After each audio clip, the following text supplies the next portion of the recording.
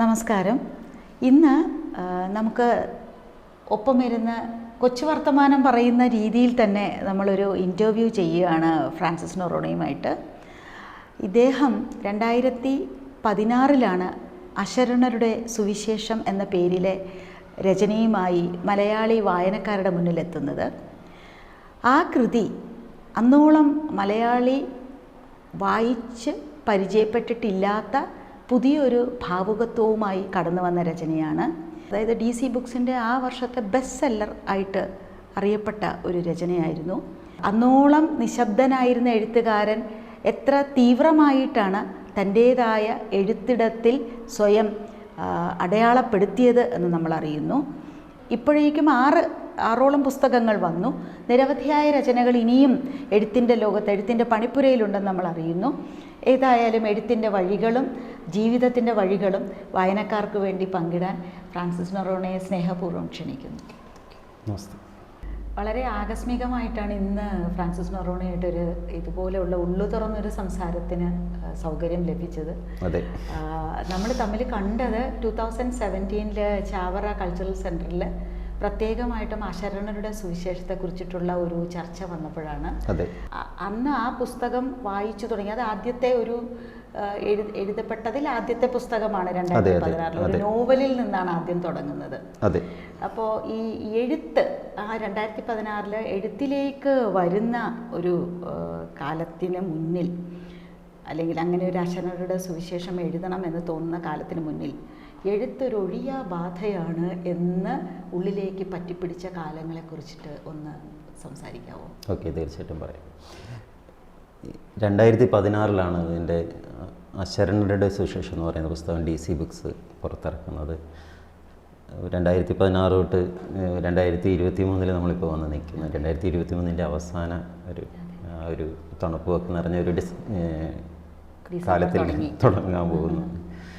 വളരെ വേഗമാണ് വർഷങ്ങളിങ്ങനെ പോകുന്നത്. അപ്പോൾ ഈ 2016 തൊട്ട് ഒരു 2013 വരെ എന്ന് പറയുമ്പോൾ ഏകദേശം ഒരു 7 years അല്ലെങ്കിൽ ഒരു അത്രയേ ഉള്ളൂ എൻ്റെ ഒരു സാഹിത്യ വായനക്കാരും എഴുത്തുകാരൻ എന്ന് പറയുന്ന നൊറോണയും തമ്മിലുള്ള ഒരു ബന്ധം, പരസ്യജീവിതം. അപ്പോൾ അങ്ങനെ ഒരു ഇതുണ്ടായിട്ട് അത്രയും ഒരു വളരെ ചുരുങ്ങിയൊരു കാലമേ ഉള്ളൂ. അപ്പോൾ മലയാള സാഹിത്യത്തിലെ മറ്റ് എഴുത്തുകാരുമായിട്ട് താരതമ്യം ചെയ്യുമ്പോൾ എനിക്ക് തോന്നുന്നത് ടി പത്മനാഭൻ്റെ പ്രകാശം പരത്തുന്ന പെൺകുട്ടിയുടെ 70ാം വാർഷികം നമ്മൾ ആഘോഷിക്കുന്നത്. അദ്ദേഹം ഒരു കഥ എഴുതിയിട്ട് 70 വർഷമായി എന്ന് പറയുമ്പോൾ അപ്പോൾ അത്രയും ഒരു ദൈർഘ്യമേറിയ അല്ലെങ്കിൽ ദീർഘമായ കാലയളവുള്ളവരാണ് മിക്ക എഴുത്തുകാരും. അപ്പോൾ അവരെയൊക്കെ ആയിട്ട് നോക്കുമ്പോൾ എൻ്റെ ഒരു സാഹിത്യ ജീവിതത്തിൻ്റെ ദൈർഘ്യവും കൂടെ നോക്കുമ്പോൾ ഞാനൊരു ചെറിയ കുട്ടിയെ സാഹിത്യ ലോകത്തിൽ, പക്ഷെ ഞാനൊരുപാട് അവരോടൊപ്പം തന്നെ എന്നെ വായിക്കുന്നു എന്നുള്ള എൻ്റെ ഒരു ആനന്ദം കൂടെ അനുഭവിക്കുന്ന ഒരാളാണ്. ഇപ്പോൾ ഈ 2016 ആദ്യത്തെ നോവൽ വരുന്നത്, അശരണ സുവിശേഷം. അപ്പം 2016 ആദ്യമായിട്ട് ആ നോവലാണോ എഴുതിയതെന്ന് ചോദിക്കുമ്പം അങ്ങനെയല്ല. അതായത് എഴുത്തും വായനയുമായിട്ടുള്ളൊരു വളരെ ദീർഘമായ ഒരു കാലഘട്ടം എനിക്കുണ്ടായിരുന്നു. കാണി പണിയുന്ന കസേരകൾ എന്ന് പറഞ്ഞ എൻ്റെ ഒരു കഥാസമാഹാരമുണ്ട്. DC ബുക്ക് ആണത് പബ്ലിഷ് ചെയ്തത്. അപ്പോൾ അതിൻ്റെ ഒരു അവതാരിക എഴുതിയത് മലയാളത്തിലെ ഏറ്റവും പ്രശസ്തനായ കഥാകൃത്തും നോവലിസ്റ്റും ഒക്കെ ആയ S. ഹരീഷാണ്. അദ്ദേഹം നമുക്ക് സുപരിചിതനാണ്. മീശ എന്ന് പറയുന്ന നോവലിലൂടെ മലയാളികൾക്കെല്ലാം സുപരിചിതനാണ്. അപ്പോൾ അദ്ദേഹം ആണ് അതിൻ്റെ അവതാരിക എഴുതിയത്. അപ്പോൾ അദ്ദേഹം അതിനകത്തൊരു സന്ദേഹം പറയുന്നുണ്ട്. ഈ മനുഷ്യൻ 2016 സാഹിത്യ ലോകത്തിലേക്കൊരു നോവലുമായിട്ട് വരുന്നതെങ്കിൽ പോലും ഞാൻ വിചാരിക്കുന്ന ഇദ്ദേഹത്തിൻ്റെ ഒരു ദീർഘമായ ഒരു കഥയുടെ ഒരു കാലം, അദ്ദേഹം ഇങ്ങനെ അത് തപസ്സായിട്ട് കൊണ്ട് നടന്നിട്ടുള്ളൊരു കാലം ഉണ്ടാവാം.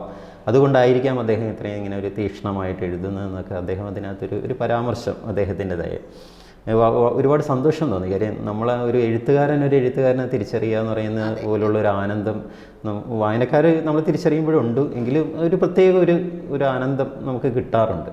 അപ്പോൾ അദ്ദേഹം പറഞ്ഞത് ശരിയാണ്. കാര്യം ഞാൻ കുട്ടിക്കാലം മുതലേ എനിക്കൊരു വായനയിലേക്ക് വരാനായിട്ടുള്ള ഒരു രീതിയിലുള്ള ഒരു പരുവപ്പെട്ട ഒരു ജീവിതമായിരുന്നു എൻ്റേത്. എൻ്റെ 10ാം ക്ലാസ് കഴിയുമ്പോൾ തന്നെ എനിക്ക് ഒരു ചെറിയ അസുഖമൊക്കെ പിടിപെട്ട്, ചെറുതെന്ന് പറയാൻ പറ്റത്തില്ല, എന്നാലും അത്യാവശ്യം കിടക്കയിൽ ബെഡ് റെസ്റ്റും ഒക്കെ ആയിട്ട് കഴിയേണ്ട ഒരു അസുഖം. അതിൽ നിന്ന് റിക്കവർ ചെയ്തെടുക്കാൻ ഒരു 6-7 വർഷം എടുത്തു. ഞാൻ പല ഇൻ്റർവ്യൂകളിലും പറഞ്ഞിട്ടുള്ളത്, അതുകൊണ്ട് അതിൻ്റെ ഡീറ്റെയിലിങ്ങിലേക്ക് ഞാൻ പോകുന്നില്ല. പക്ഷെ ആ ഒരു കാലയളവ് എനിക്ക് വേറൊന്നും ചെയ്യാനില്ല, എനിക്ക് എൻ്റെ സമയങ്ങൾ മുന്നോട്ട് തള്ളി നീക്കാനായിട്ട് അതേ ഉള്ളായിരുന്നൊരു മാർഗം പുസ്തകങ്ങൾ വായിക്കുക എന്ന് പറയാം. അങ്ങനെ ഒരു പുസ്തകം വായിക്കുകയും പുസ്തകങ്ങൾ ആസ്വദിക്കുകയും ചെയ്യുന്ന ഒരു അറ്റ്മോസ്ഫിയർ എൻ്റെ കുടുംബത്തിലില്ലായിരുന്നു. എൻ്റെ അമ്മ പാട്ട് കേൾക്കും, പാട്ട് ഭയങ്കര ഇഷ്ടമാണ്, റേഡിയോ എന്നൊക്കെ പറയുന്ന അമ്മയ്ക്ക് ഭയങ്കര ഇഷ്ടമാണ്. അപ്പൻ മൊസൈക്കിൻ്റെ പണിയായിരുന്നു. അപ്പോൾ അപ്പൻ മൊസൈക്ക് വർക്കറാണെങ്കിൽ പോലും അപ്പനൊരു ഭയങ്കര ആർട്ടിസ്റ്റായിരുന്നു, ഒരു ആർട്ടിസ്റ്റിക് മൈൻഡുള്ള. അപ്പൻ ചെയ്തിട്ടുള്ള ഒരുപാട് ഡിസൈൻസുകൾ അന്ന് അക്കാലത്ത് പ്രശസ്തമായിരുന്നു. ഒരു പ്രഭാകരൻ പിള്ള എന്ന് പറയുന്നൊരു മുതലാളിയുടെ കൂടെ തൊഴിലാളിയായിട്ടാണ് അദ്ദേഹം ചെയ്തിരുന്നത്. അപ്പോൾ അത് ഈ വ്യാവസായിക പ്രദർശനങ്ങൾ വരുമ്പോൾ അപ്പൻ ചെയ്ത ടൈലുകൾ അവിടെ പ്രദർശിപ്പിക്കുമായിരുന്നു. അപ്പോൾ അങ്ങനെ ഒരു കലയുടെ ഒരു അംശം ഉണ്ട്, ഈ തീർത്തും ഇല്ലെന്ന് പറയാൻ പറ്റത്തില്ല. ഞാൻ എൻ്റെ ഈ അപ്പനെ ഞാൻ അതിശയ ചെറുപ്പം എന്ന് പറയുന്ന എൻ്റെ ഒരു കഥയിലിങ്ങനെ ചേർത്ത് വിടുന്നുണ്ട്. അപ്പൻ എവിടെയെങ്കിലും ഒന്ന് അടയാളപ്പെട്ട് കിടക്കട്ടെ എന്നുള്ള രീതിയിൽ. അപ്പം അങ്ങനെ ഒരു പാട്ടിനോടും വരയോടും ഒക്കെ താല്പര്യം എൻ്റെ മാതാപിതാക്കൾക്കുണ്ട്. പക്ഷേ എഴുത്തും വായനയോട് അങ്ങനെ അത്രയും ഇപ്പോൾ അമ്മ എൻ്റെ പുസ്തകങ്ങളൊക്കെ വായിക്കുന്നുണ്ട്, എന്നാലും അത്രയും അങ്ങനെ സാഹിത്യത്തോട് വലിയ അഭിരുചി ഇല്ലാത്തത്. ബന്ധുക്കളുടെ ഇടയിൽ അങ്ങനെ ആരും വായിച്ച് അല്ലെങ്കിൽ ആരെങ്കിലും എഴുതിയോ ഒന്നും കണ്ടിട്ടൊന്നുമില്ല. അപ്പോൾ ഈ ഒരു ഐസൊലേറ്റഡ് ആയിട്ടുള്ള പീരീഡ്, ഏകാന്തതയെ അതിജീവിക്കാൻ വായിച്ചു തുടങ്ങി. ആ വായന ഇങ്ങനെ കണ്ടിന്യൂ ചെയ്തു. ഞാൻ ബിരുദം കഴിഞ്ഞു. അത് പ്രൈവറ്റായിട്ടൊക്കെ പഠിച്ചിട്ടാണ്, പ്രൈവറ്റ് കോളേജിൽ പഠിച്ചിട്ടാണ് അത് ബിരുദമൊക്കെ. BCom ആണ്, സാഹിത്യമായിട്ട് ബന്ധമില്ലാത്തൊരു സബ്ജക്റ്റ്. അങ്ങനെ ഇരിക്കുമ്പോഴാണ് BCom കഴിഞ്ഞപ്പോൾ എനിക്ക് MComന് പോകണമെന്ന് ഒരാഗ്രഹം. പിന്നെ ചാർട്ടേഡ് അക്കൗണ്ടൻ്റ് ആകണം. എൻ്റെ മൈൻഡ് എങ്ങനെയായിരുന്നു, എൻ്റെ കുടുംബത്തെ ഒന്ന് രക്ഷപ്പെടുത്തണം, ഈ ദാരിദ്ര്യാവസ്ഥ വന്നു. അപ്പം ഒരു കണക്കിൻ്റെ ലോകത്തിലേക്ക് പോകാമെന്നുള്ളതില്ല. അപ്പം BCom കഴിഞ്ഞപ്പോൾ അമ്മയോട് പറഞ്ഞു എനിക്ക് MComന് പോകണം, അത് കഴിഞ്ഞിട്ട് എനിക്ക് CAക്ക് പോകണമെന്നൊക്കെ പറഞ്ഞു. ഇത് ബുദ്ധിമുട്ടാണ് തുടർന്ന് പഠിപ്പിക്കാൻ. അപ്പം എൻ്റെ അനിയത്തി, ഞങ്ങൾ തമ്മിൽ 10 വയസ്സിൻ്റെ വ്യത്യാസമുണ്ട്. അപ്പോൾ എൻ്റെ അനിയത്തിയെ കൂടെ പഠിപ്പിക്കണം, നീ അവളുടെ ഉത്തരവാദിത്വം കൂടെ ഏറ്റെടുത്ത് നീ എന്തെങ്കിലും ഒരു ജോലി നോക്കുമെന്ന് പറഞ്ഞു. പഠിപ്പിക്കാൻ വളരെ വിഷമത്തോടു കൂടിയാണ് പറയുന്നത്. അമ്മ അത് പറയുമ്പോൾ അമ്മ കരയുന്നുണ്ട്. അപ്പം ഞാനും വിചാരിച്ചു എന്തെങ്കിലും. അങ്ങനെ എൻ്റെ ഒരു ഇതിരിക്കുമ്പോഴാണ് എനിക്ക് ആലപ്പുഴ രൂപതയുടെ ചാരിറ്റബിൾ സൊസൈറ്റിയിൽ ഒരു അക്കൗണ്ടൻറ്റിൻ്റെ വേക്കൻസി ഉണ്ടെന്നുള്ളത് അറിയുന്നത്. ഞാൻ അവിടെ പോയി ഒരു അപേക്ഷ കൊടുത്തു. അപ്പോൾ ജോർജ് ജനാരിയോസ് എന്ന് പറയുന്ന ഒരു ലേമൻ ആയിരുന്നു അവിടുത്തെ ഡയറക്ടർ, അച്ഛനല്ല. അപ്പോൾ അദ്ദേഹം എന്നെ ഇൻ്റർവ്യൂ ചെയ്തു. എനിക്ക് ഒരു പ്രോഫിറ്റ് ആൻഡ് ലോസ് അക്കൗണ്ടും ബാലൻസ് ഷീറ്റും ഒക്കെ എടുക്കാൻ എന്നോട് പറഞ്ഞു. ഞാൻ പെട്ടെന്ന് അത് ചെയ്തു കൊടുത്തു. അപ്പോൾ അദ്ദേഹത്തിന് ഇഷ്ടപ്പെട്ടു. അക്കൗണ്ടൻ്റായിട്ട് നിയമിക്കുമെങ്കിൽ അത് പഴയ സെമിനാരിയോട് ചേർന്നിട്ടുള്ളൊരു ഓഫീസാണ്. അപ്പോൾ അതിൻ്റെ ഒരു ക്യാഷ്യറും അതിൻ്റെ ഒരു അഡ്മിനിസ്ട്രേറ്ററും സിസ്റ്റർ കൊർണേലിയ എന്ന് പറഞ്ഞു, മദർ കൊർണേലിയ. കാലിൽ ചെറുതായിട്ട് നീരുണ്ട്. ആ തീരദേശത്തെ ആളുകളുടെ ഈ അമ്മയ്ക്കുണ്ട് വാതപ്പനി വരെ ഇടയ്ക്ക്. അമ്മ ഒരു കാട്ടൂർ സ്കൂളിലെ ഹെഡ് മിസ്സസ് ആയിരുന്നു. അപ്പം അമ്മ അമ്മ ആ ഒരു സ്കൂൾ ഹെഡ് മിസ്സസിനെ പോലെ ഇരിക്കുന്നത്. നമ്മൾ തൊട്ടടുത്തുള്ള ഒരാളോട് വർത്തമാനം പറഞ്ഞ് അമ്മ പറയും ചുരലെടുക്കുന്ന പോലെ, ചുരലില്ലെങ്കിൽ പോലും അമ്മ ഇങ്ങനെ നോക്കും എന്ന് ചോദിക്കും. ആ ഒരു ചോദ്യവും ഉള്ളെല്ലാം കാണുമ്പോൾ അപ്പോൾ ആ ഒരു സെമിനാരി അല്ലെങ്കിൽ ഒരു മഠത്തിൻ്റെയൊക്കെ അറ്റ്മോസ്ഫിയറിലാണ് ഞാൻ എൻ്റെ ആദ്യത്തെ ഔദ്യോഗിക ജീവിതം ഇങ്ങനെ കഴിച്ചു കൂട്ടുന്നത്. അപ്പോൾ സ്ട്രിക്റ്റാണ് എല്ലാ കാര്യത്തിനും, കൃത്യസമയത്തൊക്കെ വരികയും വേണം. പിന്നെ അവിടെ ഇങ്ങനെ ഒരു ചാർട്ട് എഴുതിയിട്ടിട്ടുണ്ട്. അപ്പോൾ അതിൽ ലാട്രിൻ ക്ലീൻ ചെയ്യേണ്ട ദിവസം, മുറി തൂക്കേണ്ട ദിവസം, പ്യൂണും അങ്ങനെയൊന്നുമില്ല, നമ്മൾ തന്നെയാണ് ഈ ജോലിയൊക്കെ ചെയ്യുന്നത്. അപ്പോൾ ഓരോ ദിവസം ഓരോരുത്തർക്ക് ഇങ്ങനെ റൊട്ടേറ്റ് ചെയ്തു. അപ്പോൾ ഈ ഒരു അറ്റ്മോസ്ഫിയറിലാണ് ആദ്യത്തെ ഔദ്യോഗിക ജീവിതം.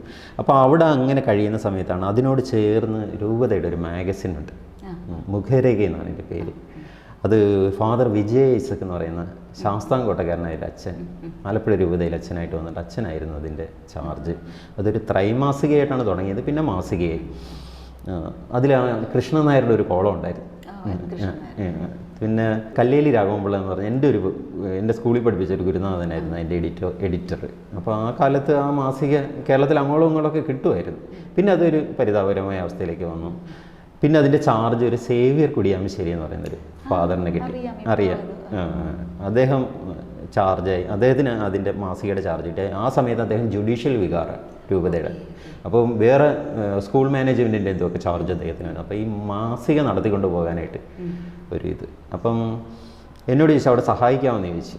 അപ്പോൾ ഞാൻ പറഞ്ഞു സഹായിക്കാം. അപ്പോൾ ഞാൻ സഹായിക്കാമെന്ന് ചോദിച്ചു, ഞാൻ അവിടെ പോയി ഈ മാസിക നമ്മൾ റാപ്പറിൽ പൊതിഞ്ഞ് സ്റ്റാമ്പ് ഒക്കെ ഒട്ടിച്ച് അയക്കുക അങ്ങനെയൊക്കെയുള്ള ജോലിയൊക്കെ ചെയ്യാനാണെന്ന് വിചാരിച്ച് ഞാൻ അവിടെ ചെന്നു. അങ്ങനെ ഇതിൻ്റെ ആർട്ടിക്കിൾ വരുന്നത് എടുത്ത് തന്നിട്ട് പറഞ്ഞു ഇതിൽ നിന്ന് നീ വായിച്ചിട്ട് നിനക്ക് ഇഷ്ടമുള്ള സെലക്ട് ചെയ്യുക എന്നൊക്കെ പറഞ്ഞു. പിന്നെ പതുക്കെ ആ മാസികയുടെ ചുമതല. അപ്പോൾ ഒരു ബോബൻ വിൻസെൻ്റ് എന്ന് പറയുന്ന ഒരു പയ്യനായിരുന്നു ഇതിൻ്റെ ബാക്കി കാര്യങ്ങളെല്ലാം ചെയ്തിട്ടുണ്ട്. നിർമ്മല റാഫേൽ എന്ന് പറഞ്ഞൊരു പെൺകുട്ടി ഉണ്ടായിരുന്നു, MA മലയാളംകാരി. അപ്പോൾ ഞങ്ങൾ ഈ 3 പേരും കൂടെ ഈ മാസിക ഒന്ന് ഓടിച്ചുകൊണ്ട് പോകണം. അപ്പോൾ അതിന് വേണ്ടി പരസ്യം വേണം, ആളുകളുടെ ഇൻ്റർവ്യൂകൾ എടുക്കണം. അപ്പോൾ ഇൻ്റർവ്യൂ എടുക്കാൻ ഞാൻ പോകും. പിന്നെ അത്യാവശ്യം വന്നിട്ട് ഈ കണ്ടൻറ്റ് കിട്ടാതെ വരുമ്പോൾ നല്ല കണ്ടൻറ്റ് വേണമെന്ന് അന്നും ഒരു ആഗ്രഹം, ഇതിൻ്റെ ലേഔട്ടൊക്കെ മനോഹരമാക്കണം എന്നൊക്കെ ഉള്ളൊരിത്, അതിനോടൊരു താല്പര്യം വന്ന് ഇനി കണ്ടൻറ്റ് കിട്ടാതായപ്പോൾ എന്ത് ചെയ്തെന്നറിയോ, ഒരു കുസൃതി എന്ന് തന്നെയാണ് പറയാം. നമ്മൾ വേറെ ആരുടെയെങ്കിലും പേര് വെച്ച് നമ്മൾ എഴുതാൻ തുടങ്ങി കഥയും കവിതയൊക്കെ. അപ്പോൾ അതിനകത്ത് നോക്കിയാൽ അറിയാം, ഷാജൻ ക്ലീറ്റസ് എന്നൊക്കെ പറഞ്ഞിട്ട്, അത് എൻ്റെ അപ്പൻ ക്ലീറ്റസ്. അപ്പോൾ എന്നെ വീട്ടിൽ ഷാജൻ എന്നാണ് വിളിച്ചുകൊണ്ടിരുന്നിട്ടുള്ളത്. അപ്പോൾ അങ്ങനെയൊക്കെയുള്ള ഒരു പേരിൽ നമ്മളത് എഴുതും, അതൊക്കെ ഇങ്ങനെ ഫില്ല് ചെയ്ത് ഇങ്ങനെ പോകും. അങ്ങനെ ഇരിക്കാൻ നേരത്ത് ഞാൻ ഈ ആദമിൻ്റെ മഴ എന്ന് പറഞ്ഞൊരു കഥ എഴുതുന്നത്. അപ്പോൾ ഞാൻ ഈ കഥ സേവ്യർ അച്ഛനെ കൊണ്ട് കാണിക്കാം. അപ്പോൾ അച്ഛൻ വായിച്ചു നോക്കിയിട്ട് പറഞ്ഞു ഇത് നമ്മുടെ മാസികയിൽ പറ്റില്ല കേട്ടോ, ഇതിനകത്ത് ഇത്തിരി അശ്ലീലമൊക്കെ കൂടുതലാണ്, പക്ഷേ ഗംഭീര കഥയാണ്, നീ ഇത് വേറെ ഏതെങ്കിലും മാസികയ്ക്ക് അയക്കുന്നത്. ഞാൻ അങ്ങനെ അധികം മാസികയ്ക്കൊന്നും അയച്ചിട്ടൊന്നുമില്ല. അപ്പോൾ എൻ്റെ ഒരു സുഹൃത്താണ് ഈ DC ബുക്സിലെ അരവിന്ദൻ KS മംഗലം എന്ന് പറയുന്നത്. എൻ്റെ ഒരു ആശാനുണ്ട്, എന്നോടൊപ്പം ജോലി ചെയ്ത ഒരു ജുബിറ്റ് എന്ന് പറയുന്നത്. ഇവരുമൊക്കെ ആയിട്ടുള്ള സൗഹൃദത്തിൻ്റെ ഇതിൽ ഞാൻ കലാകൗമുദിക്കത് അയക്കുന്നു. കലാകൗമുദിയിൽ ഇത് ആദമിൻ്റെ മഴ 2014 ആദമിൻ്റെ മഴ. അത് കുറച്ച് ഭയങ്കരമായിട്ടൊരു ഡാർക്ക് തീമാണ്. ഒരു കുഞ്ഞിനെ കൊന്ന് വാഴച്ചോട്ടിൽ കുഴിച്ചിട്ടിട്ട് ആ വാഴ അവിടെ നിന്ന് വാഴ വളർന്നു വരുന്നതും ആ കൊല വെട്ടുമ്പോൾ ചോര വരുന്നതായിട്ടുള്ള ഒരു ഹാലൂസിനേഷൻ, അങ്ങനെ ഒരു ഇത്തിരി ഒരു ഭയങ്കര ഡാർക്കാണത്. ആ കഥ ഞാൻ എഴുതുന്നതെന്ന് പറയുന്നത്, സാധാരണ നമ്മൾ കഥയിലെ കഥാപാത്രങ്ങൾ കൊളോക്കിയൽ സംസാരിക്കും. ഇത് തീരവും പൊഴിയും കണ്ടലും ഒക്കെ ഉള്ള ഒരു പ്രദേശമാണ്. ഞാൻ വിവാഹം കഴിച്ചിരിക്കുന്ന അതേപോലെ മൂലമ്പള്ളി എന്ന് പറയുന്ന സ്ഥലത്ത് നിന്ന്, മേരിയുടെ നാടത. മേരിയുടെ നാട്ടിൽ ബോട്ടിയാടുകളുണ്ട്, ഇതുപോലെ കണ്ടലുകളുണ്ട്. അപ്പോൾ ആ ഭൂമികയിൽ നിന്നാണ് ഇത് എഴുതുന്നത്. അപ്പം കഥയിൽ എപ്പോഴും നമ്മൾ കഥ എഴുതാൻ നരേറ്റ് ചെയ്യുന്നത് നമ്മുടെ സാധാരണ ഭാഷയിൽ, അതിൽ കഥാപാത്രങ്ങൾ സംസാരിക്കുന്നത് കൊളോക്കിയൽ ഭാഷയിലുമായിരിക്കും. പക്ഷേ ഈ കഥയിൽ ആദമിൻ്റെ മഴയിൽ ഞാനൊരു പരീക്ഷണം എന്ന നിലയിൽ കഥ പറയുന്ന ആളും കൊളോക്കിയൽ പറയാൻ തുടങ്ങി. അതിലെ നരേഷനും കൂടെ അതൊരു പുതുമയായിരുന്നു. എനിക്ക് തോന്നുന്നു എനിക്കറിയത്തില്ല അതിനു മുമ്പ് ആരെങ്കിലും അങ്ങനെയൊക്കെ എഴുതിയിട്ടുണ്ടോയെന്ന് അറിയില്ല, എന്നാലും അതൊരു ഭാഷയിലൊരു പുതുമയായിരുന്നു. അത് വളരെ ശ്രദ്ധിക്കപ്പെട്ടു. ആ കഥ വന്നു കഴിഞ്ഞപ്പോൾ എന്നെ ഡയറക്ടർ ജയരാജ് സാർ വിളിച്ചു. അദ്ദേഹത്തിന് അത് സിനിമ ചെയ്യണമെന്ന് ആഗ്രഹമുണ്ട്. അദ്ദേഹത്തിന് വൈപ്പിൻ സ്ഥലം അറിയാം, അവിടെ ഷൂട്ടിങ്ങിന് പോയ കാര്യവും ആ കഥയിലുള്ള കുറേ സിമിലർ സംഭവങ്ങൾ നടന്നതുമൊക്കെ അദ്ദേഹത്തിന് ഓർമ്മ വന്നു. അപ്പോൾ എനിക്കത് ചെയ്യണമെന്ന് ആഗ്രഹമുണ്ട്, എപ്പോഴാണെങ്കിലും ഞാൻ ചെയ്യും. പിന്നെ ഇടയ്ക്ക് വല്ലപ്പോഴും ഒക്കെ ഞാൻ വിളിക്കുമ്പോഴും പറയും, നിൻ്റെ ആദമിൻ്റെ മഴ ഇപ്പോഴും എൻ്റെ മനസ്സിലുണ്ട്, ഞാൻ മറ്റു വർക്കുകളിലായതുകൊണ്ടാണ്, എന്തെങ്കിലും നമുക്കത് ചെയ്യണമെന്ന് ഇപ്പോഴും ഒരു ആഗ്രഹം പറയാറുണ്ട്. പക്ഷേ ഞാൻ ആദ്യമായിട്ട് അത് കേൾക്കുമ്പോൾ എനിക്ക് ഭയങ്കര സന്തോഷമായിരുന്നു. ഒരു ഡയറക്ടറൊക്കെ നമ്മളുടെ ഇതിൽ ഒരു സിനിമ കണ്ടെത്തുക. അപ്പോൾ ഈ മിക്ക കഥകളും അത്രയും വിഷ്വലുകളാൽ സമൃദ്ധമാണ് കഥകൾ. അപ്പോൾ എനിക്ക് തോന്നുന്നു അതായിരിക്കും അദ്ദേഹത്തെ കൂടുതൽ ആകർഷിച്ചിട്ടുള്ളത്. ഈ ആദമിൻ്റെ മഴ വന്നു, ഈ കലാകൗമുദിയിൽ കഥ വന്നു കഴിയുമ്പോൾ അതിൻ്റെ താഴെ നമ്മളുടെ ഫോൺ നമ്പർ കൊടുക്കും. അപ്പോൾ ആ ഫോണുകൾ തരാനോ കോൾസ് വരും. അപ്പോൾ നമുക്ക് ആരൊക്കെയോ നമ്മളെ റെക്കഗ്നൈസ് ചെയ്യുന്നുണ്ട്. ആസ് എ റൈറ്റർ എന്ന നിലയിൽ നമ്മൾ ഇഷ്ടപ്പെടുന്ന കുറച്ച് ആളുകളുണ്ട്. അപ്പോൾ അതൊക്കെ വീണ്ടും എഴുതാനായിട്ടുള്ളൊരു പ്രചോദനം. പക്ഷേ 2014 ശേഷം ഒരു വർഷം കഴിഞ്ഞിട്ടാണ് ഞാൻ അടുത്ത കഥയ്ക്കായിട്ട് വരുന്നത്. അപ്പോൾ ഈ കാര്യങ്ങൾ ഞാൻ അവിടുന്ന് സൊസൈറ്റിയിൽ നിന്നും മുഖരേഖമാസികയിൽ നിന്നും പോയി എനിക്ക് ചമ്പക്കുളം പഞ്ചായത്തിൽ പിയൂണായിട്ട് ജോലി കിട്ടി. ഞാനിങ്ങനെ പോകുന്നു നെടുമുടിയിലേക്ക്, മറ്റൊരു ഇതേപോലെയുള്ളൊരു ഗ്രാമപ്രദേശവും, ചമ്പക്കുളം 6 കടന്ന് വേണം അക്കരെ പോകാൻ. എനിക്ക് നീന്തലറിയത്തില്ല, വള്ളത്തിൽ കയറാൻ പേടി. ഞാൻ ആദ്യമായിട്ട് പിന്നെ ജോലിക്ക് പോകുമ്പോൾ ഈ വള്ളത്തിൽ കയറിയിട്ട് ഇറങ്ങേണ്ട രീതിയൊന്നും നമുക്കറിയത്തില്ല. ഒരു കാല് വെച്ചതും വള്ളമായിരുന്നു പോയി ഞാൻ വെള്ളത്തിൽ വീണ് കുളിച്ചിട്ടാണ് ഈ നനഞ്ഞ ഇതായിട്ടാണ് അപ്പോയിൻമെൻ്റ് ഓർഡറായിട്ട് ഞാൻ നെടുമുടി പഞ്ചായത്തിൽ ചെല്ലുന്നത്. പഞ്ചായത്തിലിരിക്കുന്ന സമയത്ത് ഞാൻ വീണ്ടും എൻ്റെ ഇതൊക്കെ അങ്ങനെ ഈ കടവരാൽ എന്ന് പറയുന്നൊരു കഥ എഴുതി. കടവരാൽ. അപ്പോൾ ഈ കടവരാൽ എഴുതുമ്പം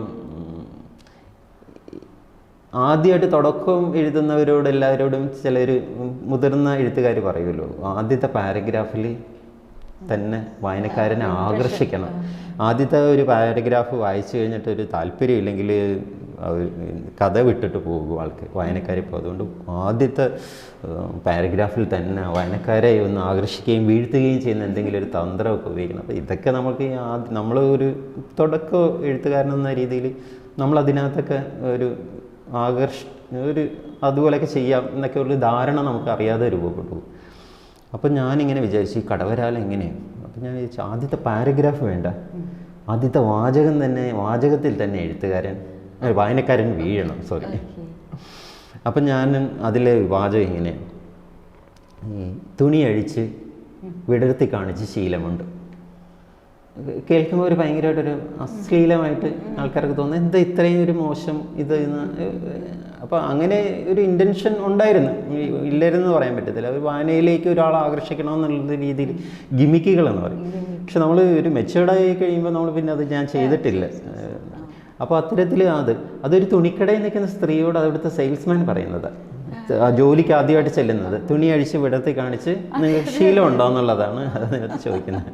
അപ്പോൾ ഈ കടവരാൽ എഴുതി കഴിഞ്ഞിട്ട് ഞാനത് മലയാളം വരികയ്ക്ക് അയക്കും. മലയാളം വരികയിലെന്ന് സജി ജെയിംസ് സാറാണ് പത്രാധിപരി. അദ്ദേഹത്തെ കഥയുടെ വിങ്ങ് നോക്കിയിരുന്നത് എസ്കലേഷൻ എന്ന് പറയുന്നത് നമ്മുടെ കവിയാണ്, പ്രശസ്തനായ കവിയാണ്. അപ്പോൾ അയച്ചൊരു 3-4 മാസം കഴിഞ്ഞപ്പോൾ കലേഷ് വിളിച്ചു. ഞാനൊന്ന് ഓഫീസിലിരിക്കുന്ന സമയം ഞാൻ വിളിച്ചിട്ടൊന്ന് കഥ സെലക്ട് ചെയ്തിട്ടുണ്ട്, വരയ്ക്കാൻ കൊടുത്തിട്ടുണ്ട്, താമസിയാതെ വരും. കാര്യം നമ്മൾ വേറെ എങ്ങും കൊടുക്കണ്ട, ഈ 6 മാസം കഴിയുമ്പോൾ നമ്മൾ വേറെ ആർക്കെങ്കിലും കൊടുക്കുമെന്ന്. അപ്പോൾ ഭയങ്കരമായിട്ടൊരു സന്തോഷം തോന്നി.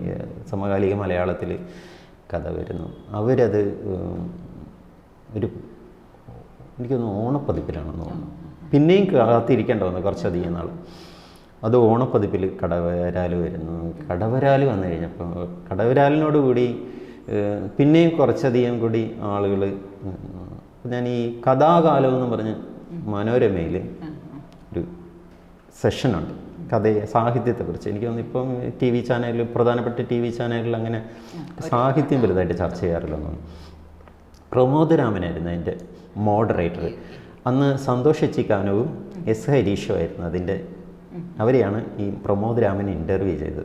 അപ്പോൾ ഈ എച്ചിക്കാനത്തിൻ്റെ ബിരിയാണി വിവാദമായി നിൽക്കുന്ന സ്ഥലം, എസ് ഹരീഷിൻ്റെ മോദസ്ഥനായ വസിപ്പു മല പോലെ എന്ന് പറയുന്ന കഥ മാതൃഭൂമി വന്ന സമയം. അപ്പോൾ അവരുടെ ഈ ചർച്ചയ്ക്കിടയിൽ ഞാനിത് വളരെ കൗതുകത്തോടെ ഇങ്ങനെ കേട്ടോണ്ടിരിക്കുക. നമ്മളത്രയും നെഞ്ചിലേറ്റ് കൊണ്ടു നടക്കുന്ന എഴുത്തുകാരാണ് അവർ 3 പേര്. അപ്പോൾ ഞാനിതിങ്ങനെ കേട്ടോണ്ടിരിക്കുന്നതിൻ്റെ ഇടയ്ക്ക് ഹരീഷ് പറയുന്നു, ഒരു പുതിയ എഴുത്തുകാരൻ വന്നിട്ടുണ്ട്, നറോണ എന്നാണ് പേര്. അദ്ദേഹത്തിൻ്റെ കഥയിലൊക്കെ കഥയുടെ രാഷ്ട്രീയത്തെക്കുറിച്ച് പറയുമ്പോഴാണ് പറയുന്നത്. കടവരാൽ എന്ന് പറയുന്നൊരു കഥ എഴുതിയിട്ടുണ്ട്, അതിനകത്തുള്ള ഒരു രാഷ്ട്രീയ ആ കഥ ഇങ്ങനെ അദ്ദേഹത്തിൻ്റെ ഒരു ഡിസ്കഷൻ്റെ ഭാഗമായിട്ട് എൻ്റെ കഥ ഇങ്ങനെ അദ്ദേഹം പരാമർശിച്ച് കേട്ടപ്പോൾ എനിക്ക് കുറച്ച്. അപ്പോൾ പിന്നെയും വീണ്ടും നമ്മളൊക്കെ എവിടെയൊക്കെയോ എഴുത്തുകാരുടെ ഇടയിലും വായനക്കാരുടെ ഇടയിലും നമ്മൾ തിരിച്ചറിയുന്നു എന്നുള്ളത്. പിന്നീട് എനിക്ക് പിന്നെ അങ്ങോട്ട് തിരിഞ്ഞു നോക്കേണ്ട വന്നിട്ടില്ല. പിന്നെ കണ്ടിന്യൂസ് ആയിട്ട് എഴുതും. ഇപ്പോൾ ഇത്രയും കാലത്തെ എൻ്റെ വായനയും എനിക്ക് തീരദേശവും അവിടെ അരമനയിൽ ജോലി ചെയ്യുമ്പോഴാണ് തീരദേശ ഗ്രാമവുമായിട്ട് അത്രയും ബന്ധപ്പെടുന്നത്. കാര്യം ചെറിയ സ്മോൾ സ്കെയിൽ യൂണിറ്റുകളുണ്ട്. അപ്പോൾ നമ്മൾ ഗ്രാമങ്ങളിൽ പോകണം. കൊറിയോഗ്രാഫ്സ് മാറ്റ് ഉണ്ടാക്കുന്നൊരു യൂണിറ്റ് ഉണ്ട്. അപ്പോൾ അവിടുത്തെ തീരദേശ ഗ്രാമത്തിൽ പോയി അവിടുത്തെ വനിതകൾക്ക് ഇതിൻ്റെ റോ മെറ്റീരിയൽസ് കൊടുക്കുക, അത് തിരിച്ച് വാങ്ങിച്ചുകൊണ്ട് വരിക. അപ്പം ലോറിയിൽ പോകും, ഫ്രണ്ടിൽ ക്ലീനറുടെ ഒപ്പം ഇരിക്കും. തിരിച്ചു വരുമ്പം തീരദേശ ഗ്രാമങ്ങളിൽ നിന്നുള്ള ചെറിയ കടകളിൽ നിന്ന് ഭക്ഷണം കഴിക്കും. ചിലപ്പോൾ മഠത്തിൽ നിന്നായിരിക്കും എനിക്ക് ആഹാരം തരുന്നത്. ഞാൻ ആലപ്പുഴയിലെ ഒട്ടുമിക്ക മഠങ്ങളിൽ നിന്നും ഭക്ഷണം കഴിച്ചിട്ടുണ്ട്. അവിടുത്തെ സിസ്റ്റേഴ്സുമായിട്ടൊക്കെ അത്രയും നമുക്ക് ഒരു അടുപ്പവും ഇതിനോടൊക്കെ ഒന്ന് ചേർന്ന് നിൽക്കുന്നതായിട്ടുള്ളൊരു ജീവിതം ആ അരമനയിലെ സൊസൈറ്റിയുടെ ജീവിതകാലത്തിൽ ഒരു 10-11 വർഷത്തോളം എനിക്കങ്ങനെ കഴിയേണ്ടി വന്നിട്ടുണ്ട്. അവിടെ നിന്നാണ് ഈ അശരണരുടെ സുവിശേഷം വരുന്നത്. അവിടെ നിന്നാണ് അശരണരുടെ സുവിശേഷം വരുന്നത്. അപ്പം ഇങ്ങനെ വന്നു. പിന്നെ എൻ്റെ മാതൃഭൂമിയിൽ തൊട്ടപ്പൻ വരുന്നു. തൊട്ടപ്പന് ശേഷം കക്കിളി വന്നപ്പോൾ മാതൃഭൂമി അത് കവർ പേജായിട്ട് കവർ സ്റ്റോറി ആയിട്ട് ചെയ്യുന്നു. അതോടുകൂടി ഒരു മാതൃഭൂമി പോലുള്ള നമുക്ക് സ്വപ്നം കാണാനായിട്ട് പറ്റാത്ത ഒരു ഇതിൽ ഇനി മാതൃഭൂമി 2 തവണ എൻ്റെ കവർ വന്നു, മറ്റ് മാസികകളിൽ കവർ സ്റ്റോറി ആയിട്ട് വരുന്നു. അപ്പോൾ അങ്ങനെ ഇപ്പോൾ 3 സമാഹാരമായി, 2 നോവല് വന്നു കഴിഞ്ഞു. അപ്പം അങ്ങനെയാണ് എൻ്റെ എഴുത്ത് ജീവിതത്തിൻ്റെ ജീവിതം വരുന്നത്. ഇത് ശരിക്കും എഴുത്ത് അന്ന് ഈ പറയുന്ന പോലെ ഒരു വലിയ ഒരു പ്രിപ്പറേഷൻ്റെ കാലഘട്ടം കിടപ്പുണ്ട്. എങ്കിലും ഭാഷയെക്കുറിച്ച് പറഞ്ഞെടുത്തെന്ന് എനിക്കൊന്ന് തുടങ്ങണം തോന്നുന്നു.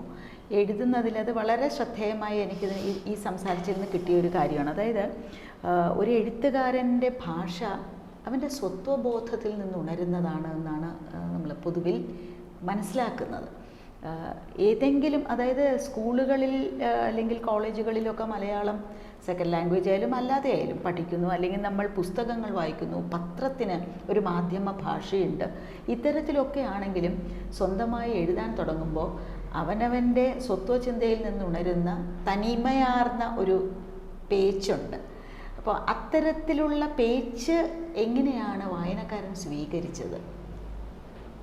എന്ത് തോന്നുന്നു അതിനെക്കുറിച്ച്? അത് എഴുതുന്നത് ഒരു വലിയ പൊളിറ്റിക്സ് ആണെന്ന് ഞാൻ കേൾക്കുന്നു. റൈറ്റ് ഒരു എഴുത്തുകാരൻ്റെ രാഷ്ട്രീയം എന്ന് പറയുന്നത് അവൻ്റെ സ്വത്വബോധത്തിൽ എന്ന് പറയുന്നത്. ഇത്തരം ചിന്തകൾ എഴുത്തിലേക്ക് എങ്ങനെ കടത്തിവിട്ടു? നമ്മൾ ഈ വളരെ നല്ലൊരു ചോദ്യമാണ്, വളരെ ഡെപ്തിൽ നിന്നിട്ട് ആൻസർ ചെയ്യേണ്ട ഒരു കാര്യമാണ്. പക്ഷേ ഇതൊന്നും ഓർക്കാതെയാണ് നമ്മൾ എഴുതി പോകുന്നത്. നമ്മൾ ഉപയോഗിക്കുന്ന ഭാഷ എന്താണ്, ഏത് രീതിയിലാണ് നമ്മളത് പ്രസൻറ്റ് ചെയ്യുന്നതെന്ന് ആദ്യകാലത്തൊന്നും നമ്മൾ ചിന്തിക്കത്തില്ല. എനിക്ക് തോന്നുന്നു തുടക്കക്കാരൻ എന്ന രീതിയിൽ ഒരു എഴുത്തുകാരൻ്റെ മുന്നിലൊന്നുമില്ല, വായനക്കാരൻ പോലും ഇല്ല, സർവ്വസ്വതന്ത്രനാണ്.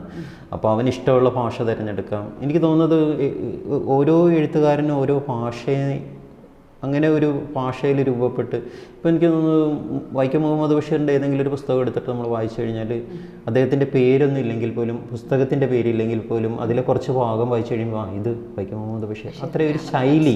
പിന്നെ അത് ഭാഷയുടെ ചില പ്രത്യേക തൊങ്ങലുകളും ആഭരണങ്ങളും ഒക്കെ വെച്ചിട്ട് നമുക്ക് എഴുത്തുകാരെ തിരിച്ചറിയാൻ പറ്റും. പക്ഷേ ഇപ്പം എന്നെ സംബന്ധിച്ചിടത്തോളം ഞാൻ അത്തരം രീതിയിലൊരു ഭാഷാ ശൈലി തുടരുന്നില്ല. പക്ഷേ എപ്പോഴും ഒരു തീരദേശ സാഹിത്യത്തെക്കുറിച്ച് ചർച്ച ചെയ്യുമ്പോഴൊക്കെ നറോണയുടെ പേര് പരാമർശിക്കാറുണ്ട്. ഒരു തീരദേശത്തിൻ്റെ എഴുത്തുകാരൻ എന്ന രീതിയിൽ എന്നെ തീരദേശം എവിടെയൊക്കെ ചർച്ച ചെയ്യുന്ന അവിടെയൊക്കെ എൻ്റെ പേര് പരാമർശിക്കാറുണ്ട്. ഞാൻ പലപ്പോഴും ആലോചിച്ചിട്ടുണ്ട് എന്തുകൊണ്ടാവും ഇത് എന്നെക്കുറിച്ച് ഇങ്ങനെ ഒരു പരാമർശം വരാം. കാര്യം തീരദേശം ബേസ് ചെയ്തിട്ടുള്ള ഒരു നോവലാണ് ഞാൻ ചെയ്തിട്ടുള്ളത്, അത് അശരണയുടെ സുവിശേഷം. തൊട്ടപ്പൻ, കക്കുകളി എന്ന് പറയുന്ന കഥകളിൽ തീരദേശം സജീവമല്ല, അതിൻ്റെ പ്രാന്തപ്രദേശങ്ങൾ, പൊഴിയും മറ്റ് ഇതും, കടലിൻ്റെ മക്കളെന്ന രീതിയിൽ അതിൽ കഥാപാത്രങ്ങളൊന്നും വരുന്നില്ല. എങ്കിൽ പോലും കടലിനോട് ചേർന്നിട്ടുള്ള ആ നെയ്തൽ തിണയോട് ചേർന്നിട്ടുള്ള എഴുത്തുകളാണ് വന്നിട്ട്. അങ്ങനെയുള്ള വളരെ കുറച്ച് കഥകളെ ചെയ്തിട്ടുള്ളൂ. അതായത് ഒരു 3-4 കഥകളും ഒരു നോവലും ചെയ്ത് പിന്നീട് മറ്റ് ഭൂമികയും പ്രമേയങ്ങളുമായിട്ട് ഞാൻ മാറിപ്പോയെങ്കിലും ഇപ്പോഴും തീരദേശം പറയുമ്പോൾ എൻ്റെ പേര് പറയാനുണ്ട്. ഇപ്പം എൻ്റെ തന്നെ നാട്ടിൽ ചെത്തി എന്ന് പറയുന്ന ഗ്രാമത്തിലുള്ള ആളാണ് KA സെബാസ്റ്റ്യൻ. അദ്ദേഹത്തിൻ്റെ കർക്കിടകത്തിലെ കാക്കുകൾ എന്ന് പറഞ്ഞൊരു സമാഹാരം, അത് കേരള സാഹിത്യ അക്കാദമിയായിട്ട്, അതിൽ മുഴുവൻ തീരദേശ കഥകളാണ്. അപ്പോൾ നമ്മൾ തീരദേശ കഥകളെക്കുറിച്ച് പറയുമ്പോൾ KA സെബാസ്റ്റ്യനെ പറയണം. സെബാസ്റ്റ്യൻ പള്ളിത്തോട് എന്ന് പറയുന്ന ഒരു എഴുത്തുകാരനുണ്ട്. കടലറിയുമോ കരയും ഓർമ്മകൾ എന്ന് പറയുന്ന അദ്ദേഹത്തിൻ്റെ ഒരു കടലിനെ കുറിച്ചുള്ള ഒരു അനുഭവ സാക്ഷ്യം പോലത്തെ ഒരു പുസ്തകമുണ്ട്. പിന്നെ അദ്ദേഹത്തിൻ്റെ മിക്ക എഴുത്തുകളിലും കടലിങ്ങനെ നിറഞ്ഞ്, കടലിൻ്റെ ഇരമ്പം, കച്ചാൻ കാറ്റിൻ്റെ ആരവം ഒക്കെ നിറഞ്ഞു നിൽക്കുന്ന ഒരു എഴുത്താണ്. PF മാത്യൂസിൻ്റെ ഇതിലും കടലിൽ വരുന്നുണ്ട്.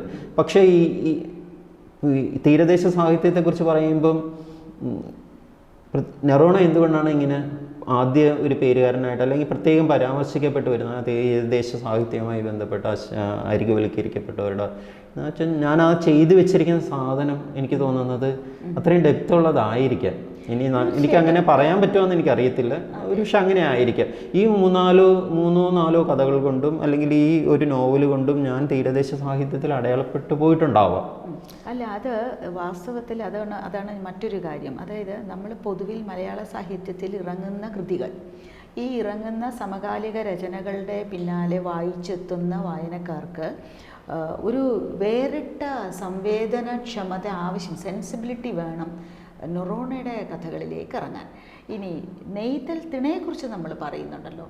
ഈ തിണ എന്നത് കടൽ മാത്രമല്ല, കടലിൻ്റെ അരികു ചേർന്ന ജീവിതങ്ങളുടെ സാംസ്കാരിക ഭൂമിക കൂടിയാണ്. അതിൻ്റെ കാത്തിരിപ്പ്, അതിൽ പറയുന്ന ഒരു തീരദേശം എന്ന് പറയുന്ന സ്ഥലത്ത് ഇപ്പോൾ പൊഴിയെക്കുറിച്ച് പറയുന്നു, അവിടുത്തെ പരിതോവസ്ഥകളെല്ലാം വരുന്നു. ജനജീവിതത്തിൻ്റെ ദാരിദ്ര്യവും കഷ്ടപ്പാടും മേൽവിലാസങ്ങൾ ഇല്ലാതായി പോകുന്ന അശരണത. ഈ നോവലിന് പേര് കൊടുത്തിരിക്കുന്നത് തന്നെ അങ്ങനെയാണ്, അശരണം എന്ന് പറയുന്ന ഒരു അതായത് ഒരു ജീവിതത്തെ നമ്മൾ അടയാളപ്പെടുത്തുകയാണ്. ആ ജീവിതം അശരണമാണ്. അവിടെ പലർക്കുമായി അത് വീതിക്കപ്പെട്ടു പോകുന്ന ജീവിതങ്ങളാണ്. അതിനകത്ത് പല രാഷ്ട്രീയ ചേരുവകളുണ്ട്.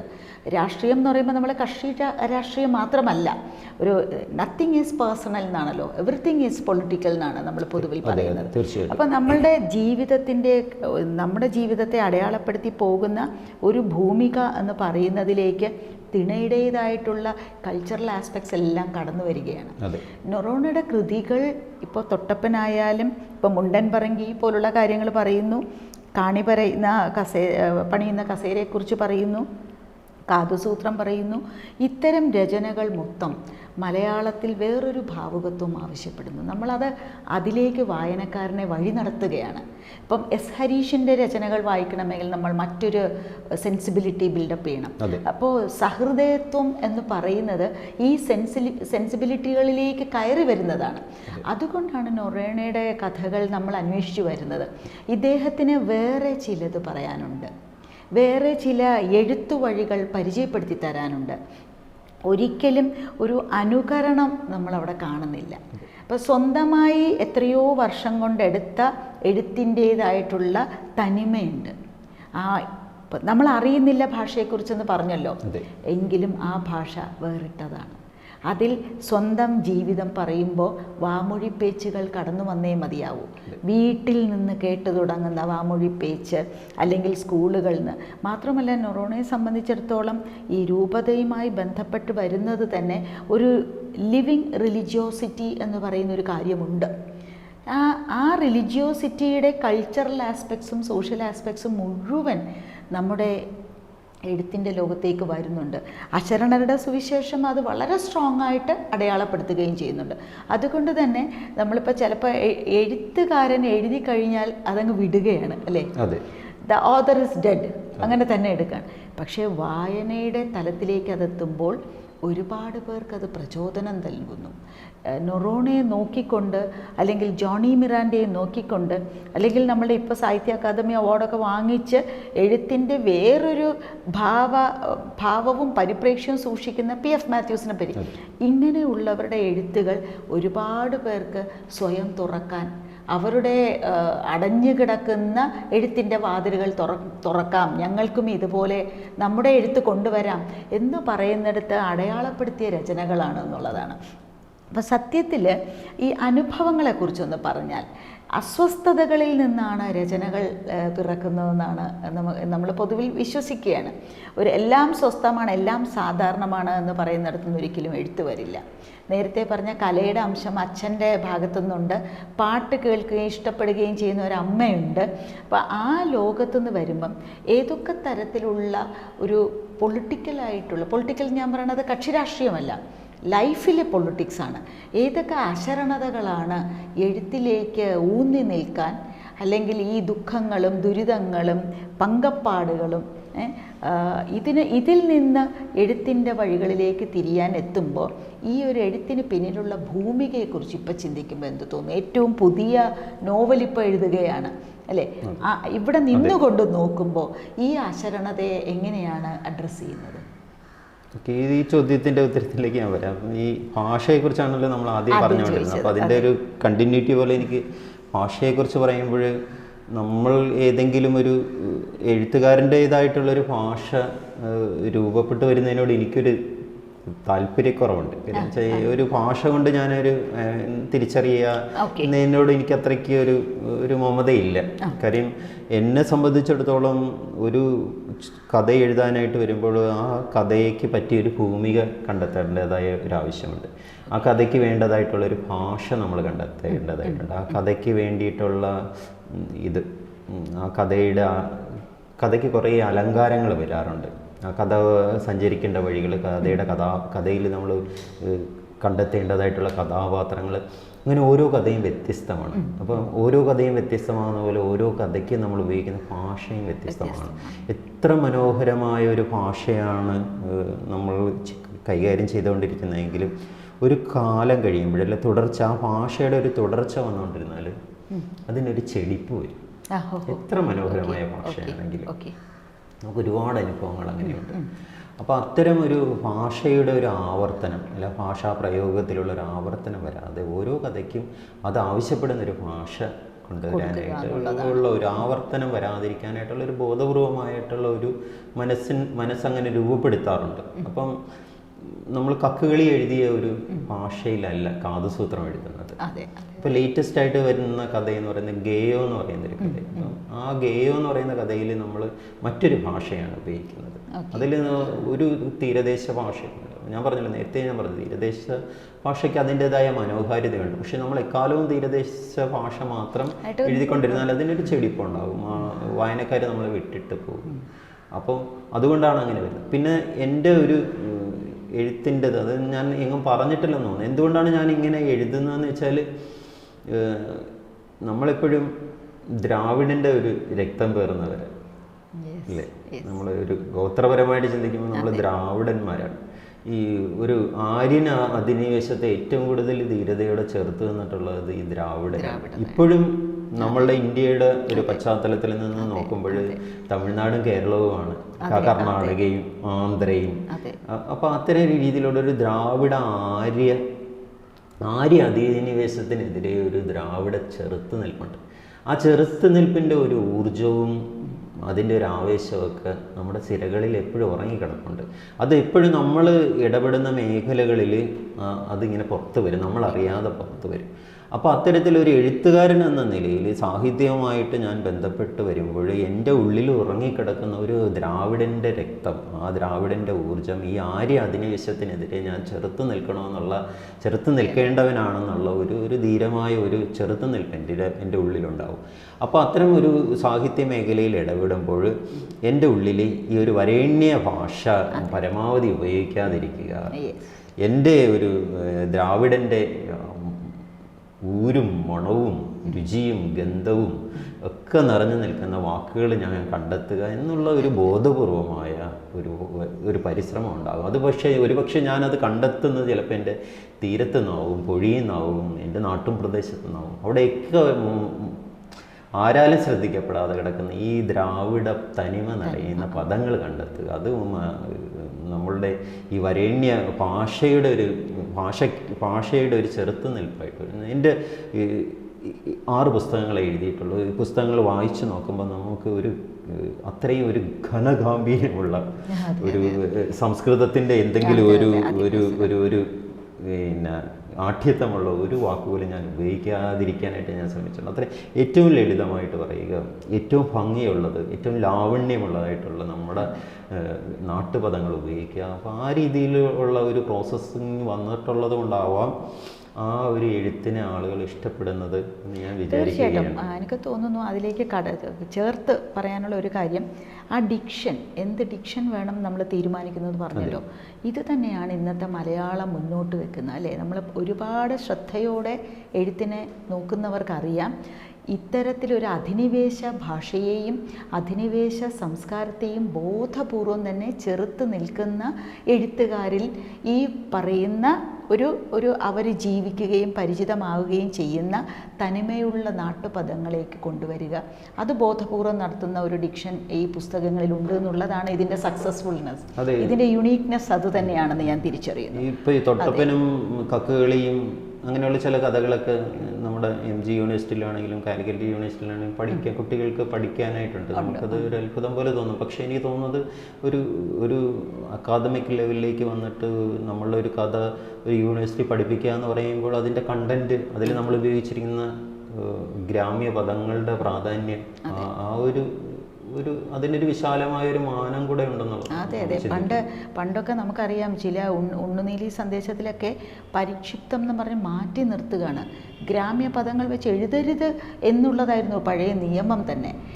നമ്മളുടെ പഴയ പ്രാസംഗികരുടെ അതെ, അങ്ങനെ പറയും അവര്. പക്ഷെ അത് നോക്കൂ, എങ്ങനെ ഒരു അട്ടിമറിയാണ്, ഒരു കൾച്ചറലായിട്ടുള്ള പാരലൽ നമ്മൾ സൃഷ്ടിക്കുകയാണ്, ഒരു ബദൽ സൃഷ്ടിക്കുകയാണെന്നുള്ളതാണ്. അതുകൊണ്ടാണ് എനിക്ക് തോന്നുന്നത് മലയാളത്തിൻ്റെ ഈ കാലഘട്ടത്തിൻ്റെ രചനകൾ കൂടുതൽ, അതായത് ലോകോത്തരം എന്നൊക്കെ നമ്മൾ പറയുന്നിടത്തേക്ക് പോകുന്നത് ഈ വഴിയിലൂടെയാണ്. ഇത് നമ്മൾ പണ്ട് മുതലേ വെച്ചിരിക്കുന്ന പരമ്പരാഗതമായ ഈ ഒരു ലാവണ്യശാസ്ത്രവും അല്ലെങ്കിൽ ഒരു ലക്ഷണയുക്തമായ രചനകളെക്കുറിച്ച് പറയുന്ന അത്തരം കാര്യങ്ങളെയൊക്കെ തന്നെ നമ്മൾ സ്വന്തം ജീവിതം കൊണ്ട് കീറി മുറിച്ചുകൊണ്ട് വ്യത്യസ്തമായ വഴികൾ സൃഷ്ടിക്കുകയാണ്. അതൊരു വലിയ പൊളിറ്റിക്കൽ സ്റ്റേറ്റ്മെൻറ്റ് കൂടിയാണ് ഈ എഴുത്തിനെക്കുറിച്ചും അതിൻ്റെ ഡിക്ഷനെക്കുറിച്ചും പറയുന്നത്. അപ്പോൾ പ്രക്ഷിപ്തങ്ങളെയെല്ലാം നമ്മൾ ഒറ്റയടിക്ക് റദ്ദാക്കുകയാണ്. ഈ പ്രക്ഷിപ്തങ്ങളാണ് യഥാർത്ഥ ജീവിതം എന്ന് തെളിയിക്കുന്ന രചനകളാണ് ഇന്ന് മലയാളത്തിൻ്റെ, ഞാൻ ഈ പറയുന്ന സബാൾട്ടേൺ റൈറ്റിങ്സ് എന്ന് വേണമെങ്കിൽ നമുക്ക് വിശേഷിപ്പിക്കാം. ആ സബാൾട്ടേൺ റൈറ്റിങ്ങിൽ ഐഡൻറ്റിറ്റി എന്ന് പറയുന്നത് ഡിഫറെൻ്റ് ആണ് അല്ലേ. നമുക്ക് ഓരോ ആൾക്കും ഓരോ സ്വത്വബോധം അവൾ ആർജിച്ചെടുത്തിരിക്കുന്ന ഒരു സ്വത്വബോധമായിട്ട് വരുന്നു എന്നുള്ളതാണ്. ഇനി ഇത് ഇപ്പം ഇതിനെക്കുറിച്ച് സംസാരിക്കുമ്പം ഈ മലയാള ഭാഷയിലേക്ക് ഇത്തരം ഒരു ഡിക്ഷൻ്റെ ഇത് ഞാൻ കൊണ്ടുവന്നുള്ള രീതിയിലല്ലേ സംസാരിക്കുന്നത്. അത് ഒരു അങ്ങനെ ഒരു തുടർച്ചയുണ്ട്. നമുക്ക് ഈ ഒരു ഡിക്ഷൻ കൊണ്ടുവന്ന് നമുക്ക് എനിക്ക് തോന്നുന്നത് വൈക്കം മുഹമ്മദ് ബഷീർ തൊട്ട് ആ കാലം മുതലേ ഉണ്ട്. കൊഞ്ഞിക്കര റാഫി ആണെങ്കിലും മറ്റ് എഴുത്തുകാരുടെ ഇത് തീരവും കുടിയേറ്റ ഗ്രാമങ്ങൾ അങ്ങനെയൊക്കെയുള്ള ഭൂമികൾ എടുത്ത് എഴുതുന്നവരൊക്കെ ഈ ഡിക്ഷൻ ഫോളോ ചെയ്യുന്നുണ്ട്. അപ്പോൾ അത്തരം ഒരു എഴുത്തിൻ്റെ ഒരു തുടർച്ച വരുന്നുണ്ട്. ആ തുടർച്ച വരുമ്പോൾ തന്നെ ഈ തീരദേശവുമായി ബന്ധപ്പെട്ടിട്ടുള്ള അധികം എഴുത്തുകൾ, അധികം പദങ്ങളൊന്നും മലയാളിയുടെ മനസ്സിലേക്ക് വന്നിട്ടില്ല, അറിയില്ല. കാരണം ഞാനത് ഒരു വലിയൊരു ഇതെന്ന് പറയുന്നത് അശരണ സുവിശേഷത്തിൽ ഒന്നിനകത്തും ഇതിൻ്റെ അടിക്കുറിപ്പുകളില്ല. വളരെ രസകരമായി അതിനകത്ത് വരുന്ന ഒരു പറ്റം പദങ്ങളുണ്ട്. എനിക്ക് തോന്നുന്നു ഞാൻ മുന്നേ നമ്മൾ നടത്തിയിരുന്ന ആ സ്റ്റഡിയിൽ ഞാൻ അത്തരം പദങ്ങൾ മുഴുവൻ ശേഖരിച്ചു. എന്നിട്ട് അത് മുഴുവൻ ഞാൻ അതിനകത്ത് ഇങ്ങനെ പറയുന്നുണ്ടായിരുന്നു. അതായത് ഒരിക്കലും ഒരു സാമാന്യ ജനസമൂഹം പറയുന്ന സ്റ്റാൻഡേർഡൈസ്ഡ് ഫോം ഓഫ് ലാംഗ്വേജ്, ഞാൻ ലിംഗ്വിസ്റ്റിക്സിൻ്റെ ലെവലിൽ നിൽക്കുമ്പോൾ സംസാരിക്കുന്നതാണ്. നമ്മളൊന്നും അതിൽ വിശ്വസിക്കുന്നേ ഇല്ല. എഴുതുക എന്ന് പറയുന്നത് നിലവാരപ്പെടുത്തപ്പെട്ട ഒരു ഭാഷയിലാകണ്ട. അങ്ങനെ ആർക്കെങ്കിലും താല്പര്യമുണ്ടെങ്കിൽ അതാണ് മലയാള സാഹിത്യം എന്ന് ആരെങ്കിലും ഉറപ്പിച്ച് പറയാൻ ശ്രമിക്കുകയാണെങ്കിൽ നമ്മുടെ വഴി വേറെയാണ് എന്ന് പറയാൻ ഇഷ്ടപ്പെടുന്ന ഒരു പറ്റം എഴുത്തുകാർ മലയാളത്തിൽ നിന്ന് വളരെ ശക്തമായ സാന്നിധ്യം അറിയിക്കുന്നു. ഓരോ ആളും അവരുടെ സ്വത്വത്തിൽ നിന്ന് തന്നെ എഴുതി തുടങ്ങുമ്പോൾ അവരുടെ ഡിക്ഷൻ മാറുകയാണ്. കാരണം കേരളം എല്ലാ തിണകളുമുള്ള ഒരു നാടാണ്, ഐന്തിണകളുടെ നാട്. അപ്പം നെയ്തൽ തിണ എഴുതുന്നയാളും പാല, മരുതം, കുറിച്ചി എന്നൊക്കെ പറയുന്ന മുല്ലൈ, ഇതിലെല്ലാം വരുന്നുണ്ട്. ഇന്ന് നമ്മൾ ആ പണ്ട് അടയാളപ്പെടുത്തപ്പെട്ട ഭൂമികകളെയെല്ലാം എഴുത്തിലൂടെ തിരിച്ചാവിഷ്കരിച്ചിട്ട് മലയാളത്തിൻ്റെ വൈവിധ്യത്തെ, കേരളത്തിൻ്റെ പല രീതിയിൽ പറയലുകളെ, വേറിട്ട വഴികളിൽ വേറിടലുകളെ എല്ലാം ഇന്ന് കൊണ്ടുവരുന്ന ഒരു ആഘോഷമാണ് മലയാളത്തിൽ എഴുത്ത് എന്ന് നമ്മൾ എടുക്കുന്നു. ഇനി ഇതിനകത്ത് ഒന്ന് എനിക്ക് വേറിട്ടൊന്ന് ചോദിക്കാനുള്ളത്, മുണ്ടൻ പറങ്കി എന്നുള്ളത് ഒരു മെമ്മോയർ പോലെ എഴുതി വന്നതാണെന്ന് പറയുമ്പോൾ ആ എഴുത്തിൻ്റെ പിന്നിലുള്ള ജീവിത അംശങ്ങളെ ഒന്ന് പരിചയപ്പെടുത്താവോ? മനോരമയ്ക്ക് വേണ്ടി, മനോരമയിലെ ഭാഷാഭൂഷണിക്ക് വേണ്ടി ആംഗ്ലോ ഇന്ത്യൻ ജീവിതവുമായിട്ട് ബന്ധപ്പെട്ടൊരു കുറിപ്പ് എഴുതി കൊടുക്കാനായിട്ട് വന്നിരുന്ന പത്രാധിപർ ആവശ്യപ്പെടുന്നുണ്ട്. അപ്പോൾ ഞാനത് എഴുതി കൊടുത്തു. അത് മലയാള മനോരമയുടെ വാർഷിക പതിപ്പിൽ ദേവദത്തനാണ് എൻ്റെ ആർട്ടിക്കിളിന് വേണ്ടി വരച്ച, അത് വെച്ചിട്ട് അവർ കവർ പേജ് ചെയ്ത് അത്ര ഇഷ്ടപ്പെട്ടിട്ടായിരിക്കുന്നത്. അതിനുശേഷം മനോരമ എന്നോട് പറഞ്ഞു അതൊരു പുസ്തകം ഇത്തിരി കൂടെ ഒന്ന് വിപുലപ്പെടുത്തിയൊരു പുസ്തകം വരും. അപ്പോൾ ഞാനൊരു 9 അധ്യായങ്ങളുള്ള 9-10 അധ്യായമുണ്ട് ഉള്ളൊരു പുസ്തകമായിട്ട് എഴുതി കൊടുക്കുന്നു. മനോരമ അത് പബ്ലിഷ് ചെയ്യുന്നു. സേതു സാറാണത് റിലീസ് ചെയ്യുന്നത്. അപ്പോൾ ഇത്രയും ഒരു ചെറിയൊരു പ്രായത്തിലുള്ള ഒരാൾ എന്തിനാണ് ആത്മകഥ എഴുതുന്നത്? അതിനു വേണ്ടി അയാൾക്ക് എന്തിനാണ് പരിജ്ഞാനം എന്നുള്ള രീതിയിൽ ആ പുസ്തകത്തെ വായിക്കാതെ ഒരു വിമർശനം ഉണ്ടായിരുന്നു ആ കാലഘട്ടം. അപ്പോൾ ഞാൻ എല്ലാവരോടും പറഞ്ഞു, ഞാൻ ആത്മകഥയല്ല എഴുതിയിരിക്കുന്നത്. ഈ ഒരു ആംഗ്ലോ ഇന്ത്യൻ ജീവിതം, പറങ്കി എന്ന രീതിയിലുള്ള എൻ്റെ വ്യക്തിപരമായ കുറേ ജീവിതാനുഭവങ്ങൾ, അത് എൻ്റെ ഒരു ആത്മകഥയല്ല. ആത്മകഥ ഞാൻ എഴുതുകയില്ല എന്ന് എനിക്കറിയില്ല. അതിനോട് എനിക്ക് എത്രത്തോളം സത്യസന്ധത പുലർത്താൻ പറ്റുമെന്നോ മറ്റു കാര്യങ്ങളൊന്നും എനിക്കറിയില്ല. ഇനി ചിലപ്പോൾ എഴുതിയേക്കാം, ചിലപ്പോൾ എഴുതിയില്ലെന്നും വരാം. പക്ഷെ ഞാൻ ആത്മകഥ എഴുതിയിട്ടില്ല. ഇതെന്ന് പറയുന്നത്, മുണ്ടൻ പറങ്കി എന്ന് പറയുന്നത് എൻ്റെ ആംഗ്ലോ ഇന്ത്യൻ ജീവിതാനുഭവങ്ങൾ മാത്രമാണ്. അതൊരു എൻ്റെ ഒരു ലൈഫിൻ്റെ ഒരു പ്രധാനപ്പെട്ട ഭാഗമാണ്. അപ്പോൾ ഈ മുണ്ടൻ പറങ്കി എഴുതുമ്പോൾ അതുവരെ ഉണ്ടായിരുന്ന മലയാളിയുടെ മനസ്സിലുണ്ടായിരുന്ന ഒരു ആംഗ്ലോ ഇന്ത്യൻ ജീവിതത്തിൻ്റെ ഒരു ചിത്രം പാടെ മറിഞ്ഞു പോകുന്നുണ്ട്. കാര്യം വളരെ എലൈറ്റഡ് ആയിട്ടുള്ള ഒരു സമൂഹമാണ് എന്നുള്ള കാഴ്ചപ്പാടിൽ നിന്ന് ഇവരുടെ ഇടയ്ക്കും ഒരു കീഴാളം സ്വഭാവമുള്ള, അരികുവൽക്കരിക്കപ്പെട്ട ഒരു സ്വഭാവമുള്ള, വീട്ടിൽ സ്വന്തം വീട്ടിലൊരു കക്കൂസ് പോലും ഇല്ലാതെ അത്രയും ദാരിദ്ര്യം അനുഭവിക്കുന്ന ഒരു ജനവിഭാഗം ഇപ്പോഴും ഈ ആംഗ്ലോ ഇന്ത്യൻ ജീവിതങ്ങളുടെ ഇടയിലുണ്ടെന്നും അവരെക്കുറിച്ച് അറിയാൻ പാടില്ലാത്ത കുറേ ആഘോഷങ്ങൾ, സാറ്റർഡേ ഈവനിങ് അവരെങ്ങനെയാണ് സെലിബ്രേറ്റ് ചെയ്യുന്നത്, അത് വളരെ ഒരു രസകരമായ ഒരു സംഭവം. ആളുകൾക്ക് നമ്മൾക്ക് ചാപ്ലിൻ്റെ സറ്റയർ പോലെയൊക്കെയാണ് ഞാൻ അതിനകത്ത് എഴുതിയിട്ടുള്ളത്. നമ്മൾക്കൊരു സറ്റയർ പോലെ തോന്നുമെങ്കിൽ അതിൻ്റെ ഉള്ളിൽ ഇങ്ങനെ ഒരു ചുണ്ട കൊളുത്തിട്ട് വലിക്കുന്ന പോലൊരു വേദനയും വരും. എൻ്റെ ചിറ്റപ്പൻ, എൻ്റെ ഒരു മരണം ഉണ്ടാകാൻ നേരത്ത്, ഞങ്ങളുടെ കുടുംബങ്ങളിൽ മരണം വരുമ്പോൾ ഈ കോട്ടും സൂട്ടും ബൂട്ടും ഇട്ട് ഏറ്റവും കൂടുതൽ ഒരു മരണം ആഘോഷിക്കുന്നത് ആംഗ്ലോ ഇന്ത്യൻസ്. ഒരു ആംഗ്ലോ ഇന്ത്യൻ വീട് എത്ര ദാരിദ്ര്യമുള്ള വീടാണെന്ന് ചെന്നാലും ആ ശവപ്പെട്ടി അലങ്കരിക്കുന്നത്, ശവമൊഞ്ച കൊണ്ടുപോകണ ഫ്ലവേഴ്സൊക്കെ വെച്ചിട്ട് അലങ്കരിക്കുന്നത്, അവരുടേതായ പാട്ടുകൾ, നമ്മൾ ഈ ഉത്സവങ്ങൾക്ക് ആഘോഷങ്ങൾക്ക് കൊണ്ടുപോകുന്ന ബാൻഡ് സെറ്റ് എന്ന് പറയുന്നത് ഈ ആംഗ്ലോ ഇന്ത്യൻ പശ്ചാത്തലത്തിൽ നിന്ന് വന്നിട്ടുള്ളതെന്ന് എനിക്ക് തോന്നുന്നു. അപ്പോൾ അത്തരത്തിൽ വളരെ ആഘോഷമാണ്, ശവ ആഘോഷം. അത്രയും എനിക്ക് ബാക്കി എല്ലായിടത്തും ഒരു വിലാപത്തിൻ്റെ ഒരു അന്തരീക്ഷം വരുമ്പോൾ ഇവിടെ അങ്ങനെയല്ല, വളരെ കളർഫുള്ളായിരിക്കും ഞങ്ങളുടെ മരണം എന്ന് പറയുന്നത്. ഒരു മരണം ഉണ്ടായാൽ പോലും അത്രയും ഒരു വിഷമങ്ങൾ ഉണ്ടാകുമെങ്കിൽ പോലും അത് പുറമേ പ്രകടിപ്പിക്കാത്ത, എപ്പോഴും ഒരു ആനന്ദവും സംഗീതവും മദ്യവും, അത്രയും ഒരു സെലിബ്രേറ്റഡ് മൈൻഡാണ് ഈ ആംഗ്ലോ ഇന്ത്യൻസിന്. അപ്പോൾ ഈ ദാരിദ്ര്യപ്പെട്ട കുടുംബങ്ങളിലുള്ളവർ മരിക്കാൻ നേരത്ത് എങ്ങനെയെങ്കിലും കോട്ടും സൂട്ടും, അല്ലെങ്കിൽ ഒരു വിഷമമാണത്. ഈ ഒരു ഞാൻ മുണ്ടൻപറങ്കിയിൽ പറയുന്നത്, ഇങ്ങനൊരു സന്ദർഭം വരാൻ നേരത്ത് എടക്കൊച്ചി എന്ന് പറയുന്ന സ്ഥലത്ത് ഒരു ടൈലറുണ്ട്. അയാൾ വളരെ വിദഗ്ധനായി കോട്ടും സൂട്ടും തയ്ക്കാനായിട്ട്. അപ്പോൾ അദ്ദേഹത്തിൻ്റെ അടുത്ത് നമ്മൾ രാത്രി പോയി ഈ മരിച്ച ആൾക്ക് വേണ്ടിയുള്ള സൂട്ടും ഒക്കെ മേടിച്ചു. അതൊന്ന് വളരെ കുറച്ച് പൈസ ആവത്തുള്ളൂ. ഈ കൊടയുടെ തുണി വെച്ചിട്ടാണ് ഈ തയ്ക്കുന്നത്. കൊട ഉണ്ടാക്കുന്ന ശീല അത്രയും എന്ന് വെച്ചാൽ ക്വാളിറ്റി കുറഞ്ഞുള്ള സാധനമാണ്. ഇത് ഫ്രണ്ട് മാത്രമേ കാണത്തുള്ളൂ.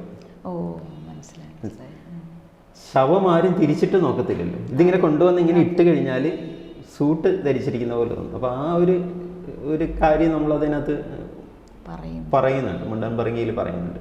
പിന്നീട് ഈമായോ എന്ന് പറയുന്ന കഥയിൽ ആ ഒരു ശവം അടക്കുന്ന അപ്പനെ വളരെ ഇതായിട്ട് അടക്കുന്നത്, അതൊരു ലാറ്റിൻ പശ്ചാത്തലത്തിലാണ് പി.എഫ്. മാത്യൂസ് പറഞ്ഞത്. പക്ഷേ ഇതൊരു ആംഗ്ലോ ഇന്ത്യൻ പശ്ചാത്തലത്തിലാണ് അതിൻ്റെ ഒരു സ്ട്രോങ് ആയിട്ടുള്ള ഇത് വരുന്നത്. അപ്പം അത്തരം നമ്മളുടെ ഒരു കുറേയധികം ജീവിതാനുഭവങ്ങൾ, എൻ്റെ ബീഡി വലിക്കുന്ന മമ്മാഞ്ഞി എന്നാണ് വിളിക്കുന്നത്, അമ്മമ്മയെ മമ്മാഞ്ഞി എന്ന് വിളിക്കുന്നത്. അപ്പോൾ അങ്ങനെയുള്ള ഞങ്ങളുടെ ഒരു ആംഗ്ലോ ഇന്ത്യൻ കുടുംബ പശ്ചാത്തലം മുഴുവനായിട്ടാണ് ഈ മുണ്ടൻ പറങ്കിയിൽ പറഞ്ഞിരിക്കുന്നത്. ഈ ആഘോഷങ്ങളിൽ പോലും ഓരോ സമയത്ത് പോലും ആഘോഷത്തിൻ്റെ ഭാഗമാകുന്ന ഭക്ഷണക്രമങ്ങൾ, അതെ അതെ, കുസീൻ, അതൊരു ഞങ്ങളുടെ വീന്താലു, പെന്തിപ്പിരീത്ത് എന്ന് പറയുന്ന ചെറുപലഹാരങ്ങൾ, അതെ അതെ അതെ, അത് അശരണരുടെ സുവിശേഷത്തിലും വളരെ കൃത്യമായിട്ടുണ്ട്.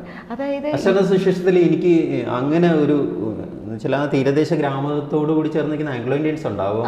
പക്ഷെ ആ അശരണ സുവിശേഷം മുഴുവൻ പോകുന്ന ഒരു ലാറ്റിൻ ബെൽറ്റിലാണ് പോകുന്നതെങ്കിൽ പോലും അതിലും ഇതുപോലുള്ള ഈ ഒരുപാട് ഇവിടെ നിന്ന് അങ്ങോട്ട് എടുക്കുന്നുണ്ട് ഒരുപാട്. ആ പോർച്ചുഗീസിന്റെ ഒരു ശൈലിയിലുള്ള ഓൾറെഡി അവിടെ ഉണ്ട്. ആ തീരദേശ ഗ്രാമത്തിൽ ഈ ലാറ്റിൻ ആംഗ്ലോ ഇന്ത്യൻ വേർതിരിവുകൾ ഇല്ലാതെ തന്നെ പോകുന്നുണ്ട് ഭക്ഷണക്രമത്തിൽ. ഇതെല്ലാം ഓരോ കാലത്തെ അധിനിവേശം നടത്തിയ, നമ്മൾ ഈ പറയുന്ന പോലെ ഡച്ചുകാർ വരുന്നു, അല്ലെങ്കിൽ ബ്രിട്ടീഷുകാർ വരുന്നു, അതിനു മുമ്പ് പോർച്ചുഗീസുകാർ വരുന്നു, ഇതിൻ്റെ മുഴുവൻ വ്യഥ പേറുന്നവരാണ് ഒരർത്ഥത്തിൽ ഈ തീരത്ത് കഴിയുന്ന മനുഷ്യർ എന്നുള്ളതാണ്. നേരത്തെ പറഞ്ഞ പോലെ ചൂണ്ട കൊളുത്തിട്ട് വലിക്കുന്ന നോവാണ് ഈ പുറമേ കാണുന്ന ആരവങ്ങൾക്കും ആഘോഷങ്ങൾക്കും പിന്നിലുള്ളത്. ആ ദൈന്യം, അതാണ് ഞാൻ പറഞ്ഞ അശരണത എന്ന് പറയുന്നത് തന്നെയാണ് മുഖമുദ്രയായിട്ട് എഴുത്ത് അശരണതയിൽ നിന്നുയരുന്ന ഒരു സബാൾട്ടേൺ റൈറ്റിംഗ് ആയിട്ട് ഇപ്പോഴും അത് തുടരുന്നു എന്നുള്ളതാണ്. കാരണം നൊറോണിക്ക് വേറൊരാളാവാൻ പറ്റില്ല. ഇനിയും പറഞ്ഞു തീരാത്ത 1000 അനുഭവങ്ങളും കഥകളും ഉണ്ട് എന്നുള്ളതാണ്. അതിനെ പിഞ്ചെന്നുകൊണ്ടാണ് ഈ എഴുത്തിൻ്റെ വഴികളിലൂടെ നീങ്ങുന്നത്. എങ്കിലും മലയാളി സമൂഹം, എനിക്ക് തോന്നുന്നു പ്രസാധകർ വളരെയേറെ തൃപ്തരാണ് ഫ്രാൻസിസ് നൊറോണയുടെ എഴുത്തിൽ എന്നെനിക്ക് എപ്പോഴും തോന്നുന്നു. കാരണം ഇങ്ങോട്ട് വന്ന് അവർ വാങ്ങിച്ചുകൊണ്ട് പോകുന്നു ഈ വേറിട്ട സംവേദനക്ഷമത ആവശ്യപ്പെടുന്ന രചനകൾ. അതേസമയം ജീവിക്കുകയും ചേർത്ത് പിടിക്കുകയും ചെയ്യണം എന്ന് വിചാരിച്ച സമൂഹം ചേർത്ത് പിടിക്കുന്നുണ്ടോ? അതിൻ്റെ നോവാണോ ആനന്ദമാണോ ഉള്ളത്? ഞാൻ അങ്ങനെ ഒരു വിചാരം എനിക്ക് എന്നെ ആരെങ്കിലും ചേർത്ത് പിടിക്കുന്നുണ്ടോ, അല്ലെങ്കിൽ ഞാൻ ഏതെങ്കിലും ഒരിടത്തിൻ്റെതാണോ എന്നുള്ള ചിന്ത എനിക്ക് ഒരിക്കലും അലട്ടാറില്ല. ഒരു യൂണിവേഴ്സൽ തോട്ടാണ് എപ്പോഴും വരുന്നത്. നമ്മളുടെ ഒരു കുഞ്ഞിടത്തിൽ നിന്ന് ചിന്തിക്കുമ്പോഴും നമ്മുടെ ക്യാൻവാസ് വളരെ വിശാലമാണ്. പിന്നെ നമ്മളൊരു ജീവിത സാഹചര്യത്തിൽ നമ്മൾ ചില ഇടങ്ങളിലൊക്കെ ചെന്ന് വിട്ടുപോയിട്ടുണ്ട്. പക്ഷെ ആ ഇടങ്ങളിൽ നിന്ന് തന്നെ ചിന്തിക്കുമ്പോഴും നമ്മൾ ഈ കഥ എഴുതുകയാണെങ്കിൽ തന്നെ വളരെ ഒരു വിശാലമായ ക്യാൻവാസാണ്. ഇപ്പം നമ്മൾ ഇതിൽ കടവരാൽ എന്ന് പറയുന്ന ഒരു കഥയെന്ന് പറയുമ്പോൾ നമ്മളുടെ ഒരു തീരദേശ ഗ്രാമത്തോട് ചേർന്നിട്ടുള്ള ഒരു സെക്യൂരിറ്റിക്കാരനും തുണിക്കടയിൽ ജോലി ചെയ്യുന്ന ഒരു സ്ത്രീയുടെ ഒരു ഇതാണെങ്കിൽ പോലും നമ്മളതിൻ്റെ ഒരു വിശാലമായ ഒരു ക്യാൻവാസ് കാണുന്നു. അത് ഞാനൊരു പറയാം ഇതിൻ്റെ കാര്യം. സെക്യൂരിറ്റിക്കാരൻ രാത്രിയാണ് ജോലിക്ക് പോകുന്നത് റിസോർട്ടിൽ. തുണിക്കടയിൽ ജോലിക്ക് പോകുന്ന ഭാര്യ പകലാണ് ജോലിക്ക് പോകുന്നത്. ഇവർക്ക് ഈ 7 ദിവസവും ജോലി ചെയ്താലേ കുടുംബം പുലർത്തി 2 പെൺമക്കളാണ് ഉള്ളത്. അപ്പോൾ പരസ്പരം കാണാൻ പറ്റുന്നില്ല. അപ്പോൾ അവരുടെ ദാമ്പത്യ ജീവിതം അവർക്ക് നിർവഹിക്കാൻ പറ്റാത്തൊരവസ്ഥ. അപ്പോൾ ഈ ഒരു ഭയങ്കരമായ തീവ്രമായ ഒരു അനുഭവം നമ്മളൊരു കൊച്ചു ഗ്രാമത്തിൻ്റെ പറയുമ്പോഴും നമ്മൾ പറയുന്ന ഇതാണ്. നമ്മൾ ഇത്രയും ചന്ദ്രനിലൊക്കെ ഉപഗ്രഹങ്ങളും ഒക്കെ അയച്ചു നമ്മൾ ലോക രാഷ്ട്രങ്ങളിൽ 2ാം സ്ഥാനത്തേക്ക് 3ാം സ്ഥാനത്തേക്കൊക്കെ വരുന്ന ഒരു നിലയിൽ നിൽക്കുമ്പോൾ പോലും നമ്മുടെ രാജ്യത്ത് ഇതുപോലുള്ള അരികുവൽക്കരിക്കപ്പെട്ടവൻ്റെയും പാർശ്വവൽക്കരിക്കപ്പെട്ടതിൻ്റെ അവസ്ഥ ഇതാണ്. ഇങ്ങനെ ഒരു മിനിയേച്ചർ കൂടെ, ഇങ്ങനെ ഒരു രൂപം കൂടെ നമ്മളുടെ ഇടയിലുണ്ട്. ഇവരുടെ കൂടെ ഒരു ഉന്നമനം കൂടെ വരുമ്പോഴാണ് അത് രാജ്യം, നമ്മൾ വിചാരിക്കുന്ന ഒരു രാജ്യം സ്ഥാപിതമാകുന്നതെന്നൊക്കെ ഉള്ള ഒരു വലിയൊരു വിശാലമായ ഒരു ക്യാൻവാസിലാണ് എഴുതുന്നത്. അതുകൊണ്ട് തന്നെ പിന്നെ എപ്പോഴും ഒരു ഐസൊലേറ്റഡ് ആയിട്ടുള്ള ഒരു തുടക്കമായിരുന്നു ലൈഫിൽ. അതിപ്പോഴും ഇനി കണ്ടിന്യൂ ചെയ്തുകൊണ്ട് പോകുന്നു. ഒറ്റപ്പെട്ട് ജീവിക്കാനായിട്ട് തീരുമാനിച്ച ഒരാളെ ആർക്കും ഒറ്റപ്പെടുത്താൻ പറ്റില്ല, തോൽപ്പിക്കാനും പറ്റില്ല. അതൊരു ഇതാണ്. അപ്പോൾ ആ ഒരു ഏകാന്തത എനിക്ക് എന്നെ സംബന്ധിച്ചിടത്തോളം ആസ് എ റൈറ്റർ എന്ന നിലയിൽ എനിക്ക് എഴുത്തിടങ്ങളിൽ പോലും കണ്ടിന്യൂസ് ആയിട്ടുള്ള ഇപ്പോൾ ആളുകളെ വിളിച്ചും അവരുടെ ബന്ധങ്ങൾ പുതുക്കി അത്ര ഒരു സൗഹൃദം ഇല്ല. കാണുമ്പോഴില്ല, എല്ലാവരും എൻ്റെ സുഹൃത്തുക്കളാണ്. എഴുത്തിടങ്ങളിലാണെങ്കിൽ എല്ലാവരും സുഹൃത്തുക്കളാണ്. എന്നെ അങ്ങനെ ഇഷ്ടപ്പെടാത്തുള്ള ആൾക്കാരില്ല. എന്നെ വെറുക്കുന്നവരുണ്ടോയെന്ന് ചോദിച്ചാൽ എനിക്ക് അങ്ങനെ ആളുകളില്ലെന്ന് പറയും. ഒരിടത്തൊന്നും ഇല്ല. എപ്പോഴും ആളുകൾ എന്നോട് വളരെ സ്നേഹത്തോടും ഇതൊക്കെയായിട്ടും കഴിയുന്നത്. അപ്പം ഒരു ഇടത്തിൽ നിന്ന് ഞാൻ നിഷ്കാസിതനായി എന്നുള്ള ഒരു തോട്ട് എനിക്ക് വന്നിട്ടില്ല. കാര്യം ഞാൻ ഓൾറെഡി അങ്ങനെ ഒരു തലത്തിലേക്കാണ് നിൽക്കുന്നത്. നമ്മൾക്ക് ഒരു അവസ്ഥയെ നമ്മളുടെ കുഞ്ഞുനാൾ തൊട്ടേ എൻ്റെ ഒരു രൂപപ്പെട്ടു പോയിട്ടുണ്ട്. അതുകൊണ്ട് എന്നെ എന്തിൻ്റെ പേരിലാണെങ്കിലും ഈ ഒരു അതായത് ഒരു ഇടത്തോട് ചേർത്ത് നിർത്തി അല്ലെ ഇടത്തിൽ നിന്ന് പുറന്തള്ളുക എന്നുള്ള രീതിയിൽ എന്നെ ആർക്കും ഒറ്റപ്പെടുത്താൻ പറ്റില്ല, ആർക്കും തോൽപ്പിക്കാനും പറ്റില്ല. വളരെ ധീരമായിട്ട് തന്നെ എന്തും പറയാനായിട്ടുള്ള ഒരു സ്വാതന്ത്ര്യം ആ ഒരു ഇടം നൽകുന്നുണ്ട്. എൻ്റെ ആ കുഞ്ഞിടം, എൻ്റെ ഒരു കുഞ്ഞിടത്തിൽ നിന്ന് ഞാൻ കാണുന്നത് ഈ ലോകത്തിൻ്റെ ഒരു വലിയൊരു വിശാലമായ ക്യാൻവാസ് തന്നെയാണ് ഞാൻ കാണുന്നത്. അത് കാണുന്നതും ആ വിശാലമായ ക്യാൻവാസിലേക്ക് ഞാൻ എഴുതി ഫലിപ്പിക്കാൻ ശ്രമിക്കുന്നത് എൻ്റെ കുഞ്ഞിടത്തിൽ നിന്നുള്ള കുഞ്ഞു കുഞ്ഞു വാക്കുകൾ കൊണ്ടാണെന്ന് മാത്രമേ. അതെ അതെ, ഞാൻ ആ എളിമയെ വാസ്തവത്തിൽ ആ ഉള്ളിൻ്റെ നമ്മൾ പറയില്ലേ ആർജവത്തെ അങ്ങേയറ്റം ഉൾക്കൊള്ളുകയും മറ്റൊരു ചിന്ത ഇത് കേട്ടപ്പോൾ എനിക്ക് കടന്നു വന്നത് നെൽസൺ മണ്ടേലയുടെ ഒരു വളരെ പ്രസിദ്ധമായ ഒരു വരിയുണ്ട്. കറുത്ത നിറത്തിൻ്റെ പേരിലാണല്ലോ ഞങ്ങളെ എന്നും ഇകഴ്ത്തി കാണിച്ചത് ലോകം, പക്ഷേ ഈ കറുപ്പ് ഞങ്ങളുടെ കരുത്താണ്. ഇപ്പോൾ പറയുന്നത് അതാണ്. എനിക്ക് തന്നെ ഞാൻ ഈ ഒറ്റപ്പെടലും ഈ കഴുത്തപ്പെടലും ഏകാന്തതയും വഴി തിരിഞ്ഞ് വലിയ സൗഹൃദങ്ങളുടെ മേളകളുടെ ഭാഗമാകാതെ ഞാൻ എൻ്റെ വഴിയുമായി എൻ്റെ ചെറിയ തുരുത്തിലേക്ക് പോകുന്നു. അങ്ങനത്തെ ഒരു കരുത്ത്, ഒറ്റയായി ഇരിക്കുന്നതിലെ കരുത്താണ് അത് ഉള്ളത്. കാരണം മറ്റൊരിടത്തും എന്നെ ആർക്കും അങ്ങനെ തോൽപ്പിക്കാൻ പറ്റില്ല. Old man and the sea ഓർമ്മ വരുന്നു, സാന്റിയാഗോയുടെ വരികൾ ഓർമ്മ വരുന്നു, മണ്ടേലെ ഓർമ്മ വരുന്നു.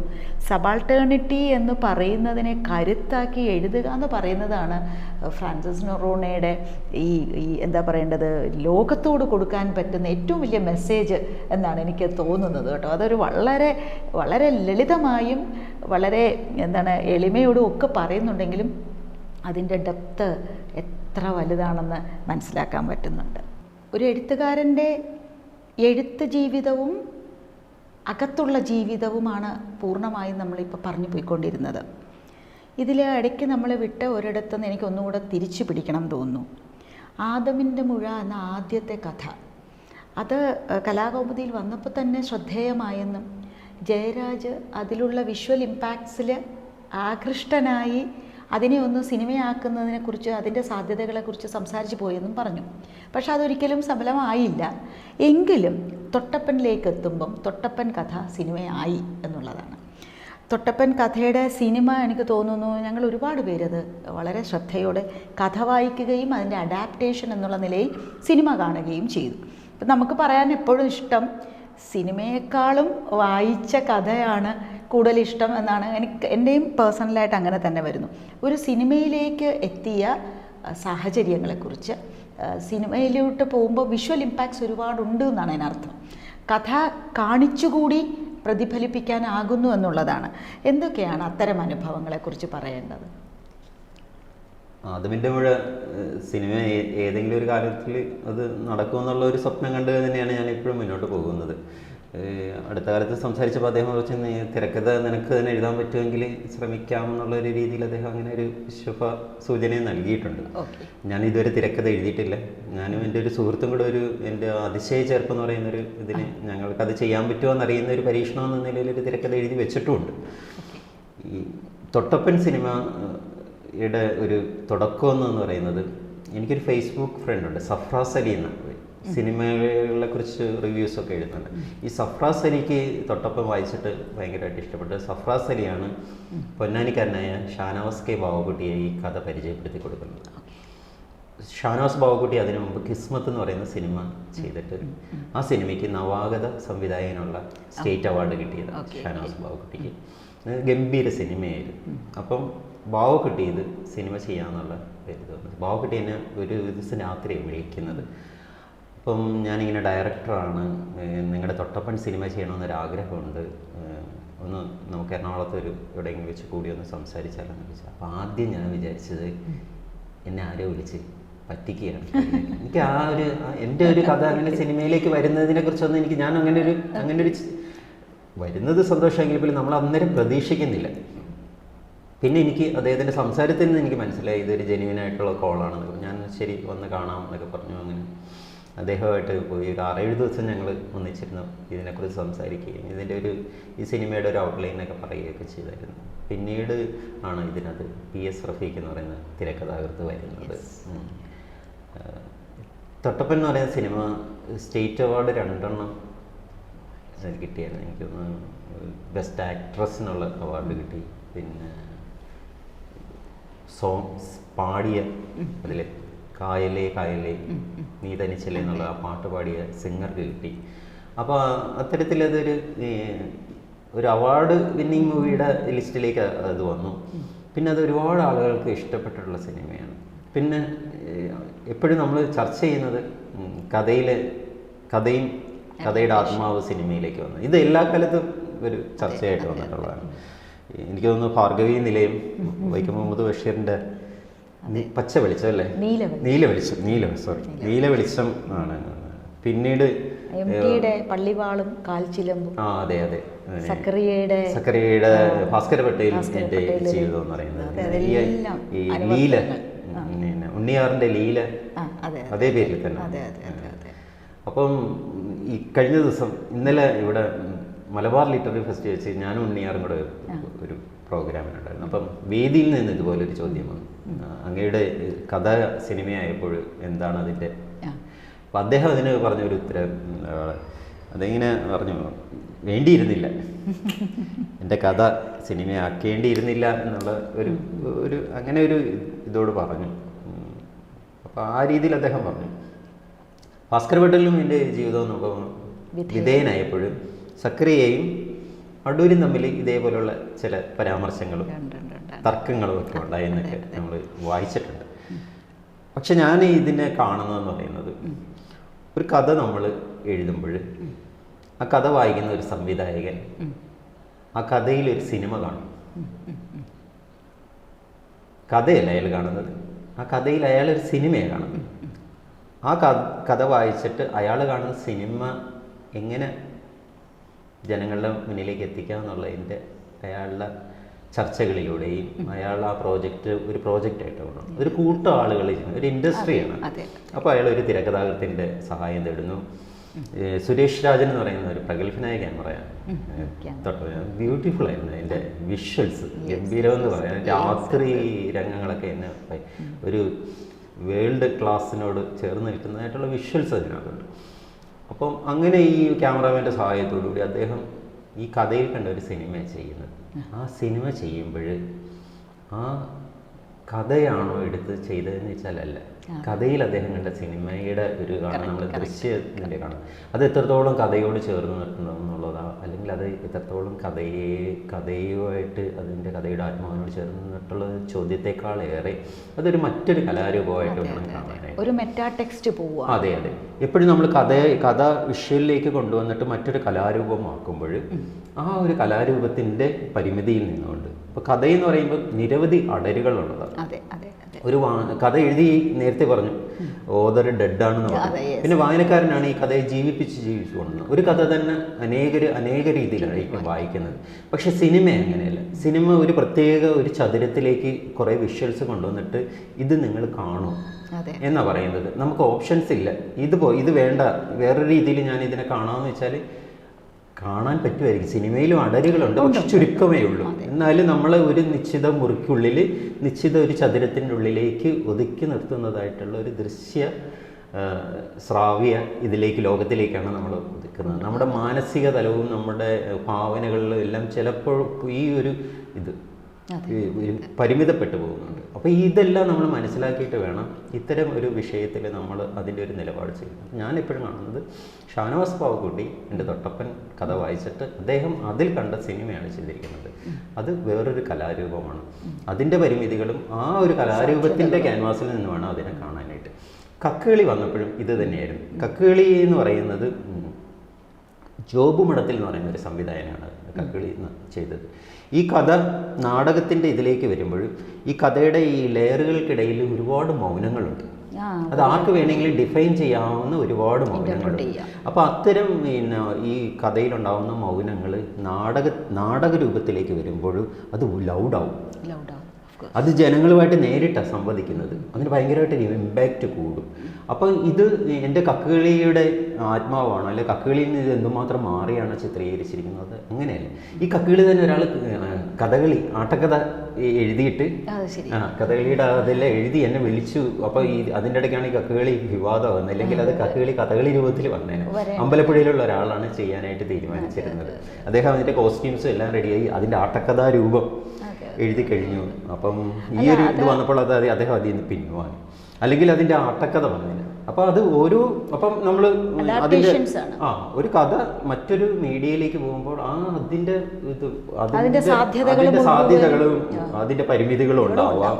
അപ്പോൾ ആ രീതിയിലാണ് പോകുന്നത്. അപ്പോൾ ഒരു കഥ വിഷ്വലാവുമ്പോൾ ആ വിഷ്വലാവുന്ന സാധനത്തിനെ നമ്മൾ കഥ പോലെ കാണരുത് എന്നുള്ളതാണ്. അപ്പോൾ ഞാൻ കാണുമ്പോഴും ഞാനൊരു കഥാകൃത്ത് എന്ന രീതിയിൽ പോയിട്ട് ഒരു തിയേറ്ററിൽ പോയിട്ട് തൊട്ടപ്പൻ സിനിമ കാണുമ്പോൾ അതിൽ എൻ്റെ കഥയുണ്ടോ എന്നല്ല ഞാൻ അന്വേഷിക്കുന്നത്, അതിലൊരു സിനിമയുണ്ടോ എന്നാണ് ഞാൻ അന്വേഷിക്കേണ്ടത്. വളരെ വളരെ എനിക്ക് തോന്നുന്നത് വളരെ ജെന്യുവിനായിട്ടുള്ള ഒരു ആൻസറാണ് അതിനകത്ത്. അല്ലെങ്കിൽ അങ്ങനെ ഒരു ചിന്തയാണ് ഇപ്പോൾ വരുന്നത്. കാരണം നമ്മളുടെ കഥയോ അല്ലെങ്കിൽ നമ്മളുടെ എഴുത്തോ ഇനി എത്ര തരത്തിൽ അത് വ്യാഖ്യാനിക്കപ്പെട്ടാലും അതിന് എത്ര ടെക്സ്റ്റ് അല്ലെ റീഡിങ് ടെക്സ്റ്റുകൾ ഉണ്ടാവുകയാണ്. ഓരോ നിർമ്മിതിയും കലാനിർമ്മിതിയും ഓരോ ടെക്സ്റ്റാണ്, അങ്ങനെയായിരിക്കും നമ്മൾ എടുക്കുക. അപ്പം അത്തരത്തിൽ പോകുന്നത് കഥയുടേതായിട്ടുള്ള മിഴിവുകളാണ്. ഈ പറയുന്ന മൗനം എന്ന് പറയുന്നത് ഇന്നത്തെ ലോകത്തിൽ ഓരോ ആൾക്കും ലോകത്തിൻ്റെ പശ്ചാത്തലത്തിലാണ് ഇതിനെ കൊടുക്കുന്നത്. അതുപോലെ അത് സിനിമയായാലും നാടകമായാലും അതിൻ്റെ വിഷ്വൽ ഇമ്പാക്റ്റ് എന്ന് പറയുന്നത് കാണികൾക്ക് ഒരു കഥ വായിച്ചെടുക്കുന്നതിന്, കഥ വായിക്കുന്നവരും നമ്മൾക്കറിയാലോ, വായനക്കാർ എന്ന് പറയുന്നത് ഒരു പ്രത്യേക ജനുസാണ്. അവർ ഒച്ചപ്പാടുണ്ടാക്കുന്നവരല്ല. എഴുത്തുകാരും വായനക്കാരും ഏതാണ്ട് എഴുത്തുകാരെ നന്നായി മനസ്സിലാകുന്നു വായനക്കാരനെന്ന് വരുമ്പോഴും ഇതൊക്കെ നിശബ്ദ സഞ്ചാരങ്ങളും നിശബ്ദ വിപ്ലവങ്ങളുമാണ്. ഈ പെസഹ തിരുനാളെന്ന് പറഞ്ഞ് അഷിതയുടെ ഒരു കഥയുണ്ട്. അത് എന്നെ അഷിതയുടെ കഥകൾ എനിക്കിഷ്ടമുള്ള ഇതാണ്.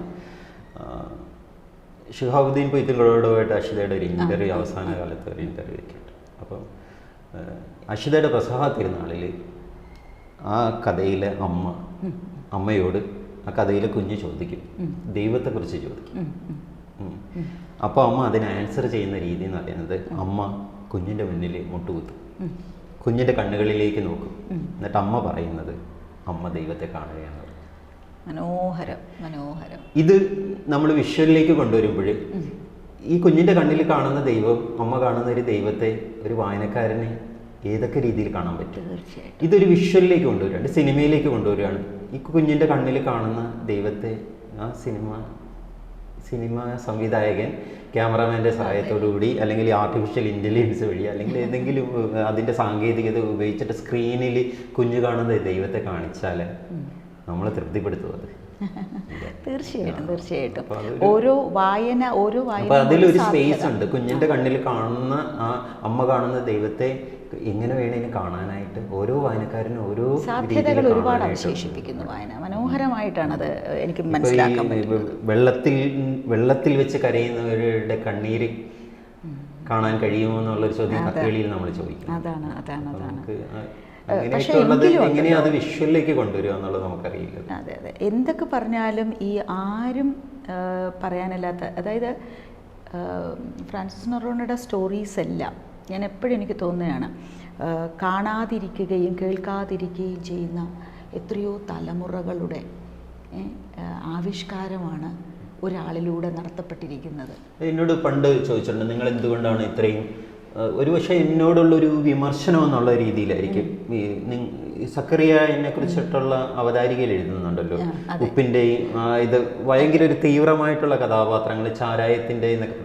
അപ്പോൾ എന്നോട് ചോദിച്ചിട്ടുണ്ട്, ഇത്രയും മ്ലേച്ഛമായിട്ട്, അത് എന്നോടുള്ള വിമർശനം കൊണ്ടാണ് പിന്നെ ആളുകൾ ചോദിക്കുന്നത്, ഇത്രയും മ്ലേച്ഛമായിട്ടുള്ള മോശമായിട്ടുള്ള കഥാപാത്രങ്ങളെ സമൂഹത്തിൽ നമ്മളൊരു പണ്ടെന്ന് പറയുന്നത് അങ്ങനെയാണല്ലോ, നമ്മുടെ കഥയിലെ നായകൻ സൽസഫാവിയും അങ്ങനെയുള്ളൊരു വൈറ്റ് കോളർ നായകനെ കൊണ്ടുവരുന്ന സ്ഥാനത്താണ് നമ്മൾ തീട്ടപ്പറമ്പും അതേപോലുള്ള ആൾക്കാരെ കണ്ടത്. എന്തുകൊണ്ടാണ് നിങ്ങൾ ഇങ്ങനെ ഒരു കഥാപാത്രത്തെ, ഇത്രയും മോശം ആയിട്ടുള്ള കഥാപാത്രത്തെ, മോശം എന്ന് പറയുന്ന പദം ഉപയോഗിക്കുന്നതിനോട് എനിക്ക് യോജിപ്പില്ല, അവർ പറയുന്നതാണ്, അങ്ങനെ ഒരു കഥാപാത്രത്തെ നിങ്ങൾ പ്രസൻറ്റ് ചെയ്യുന്നതെന്ന് ചോദിക്കുമ്പോഴേ ഞാനന്ന് എനിക്ക് തോന്നുന്നത് ഏതോ ഒരു ഫംഗ്ഷനിലാണെന്ന് തോന്നുന്നു, ഇതുപോലെയുള്ള ഒരു പൊതുവേദിയിലാണ് ചോദിക്കുന്നത്. അപ്പോൾ അന്ന് ഞാൻ ആൻസർ ചെയ്തത് ഇതാണ്, ഈ ഒരു നമ്മൾ കുഞ്ഞുനാളിലെ തൊട്ട് എൻ്റെ അപ്പനും അമ്മയും ക്രിസ്തു മതത്തിൽ വിശ്വസിച്ചിരുന്നു. അവരെന്നെ മുഹമ്മദ് ഈസമുക്കി ഒരു ക്രിസ്തു മതത്തിൻ്റെ ഒരു തുടർച്ച പോലെ എന്നെ വളർത്തിക്കൊണ്ടുവന്നു. ഞാൻ സഭയുടെ കൂദാശകളെല്ലാം ഞാൻ സ്വീകരിച്ചു. ഞാനൊരു സഭയുടെ ആ ഒരു ഇടത്തിൽ നിന്നും വളരുന്നു.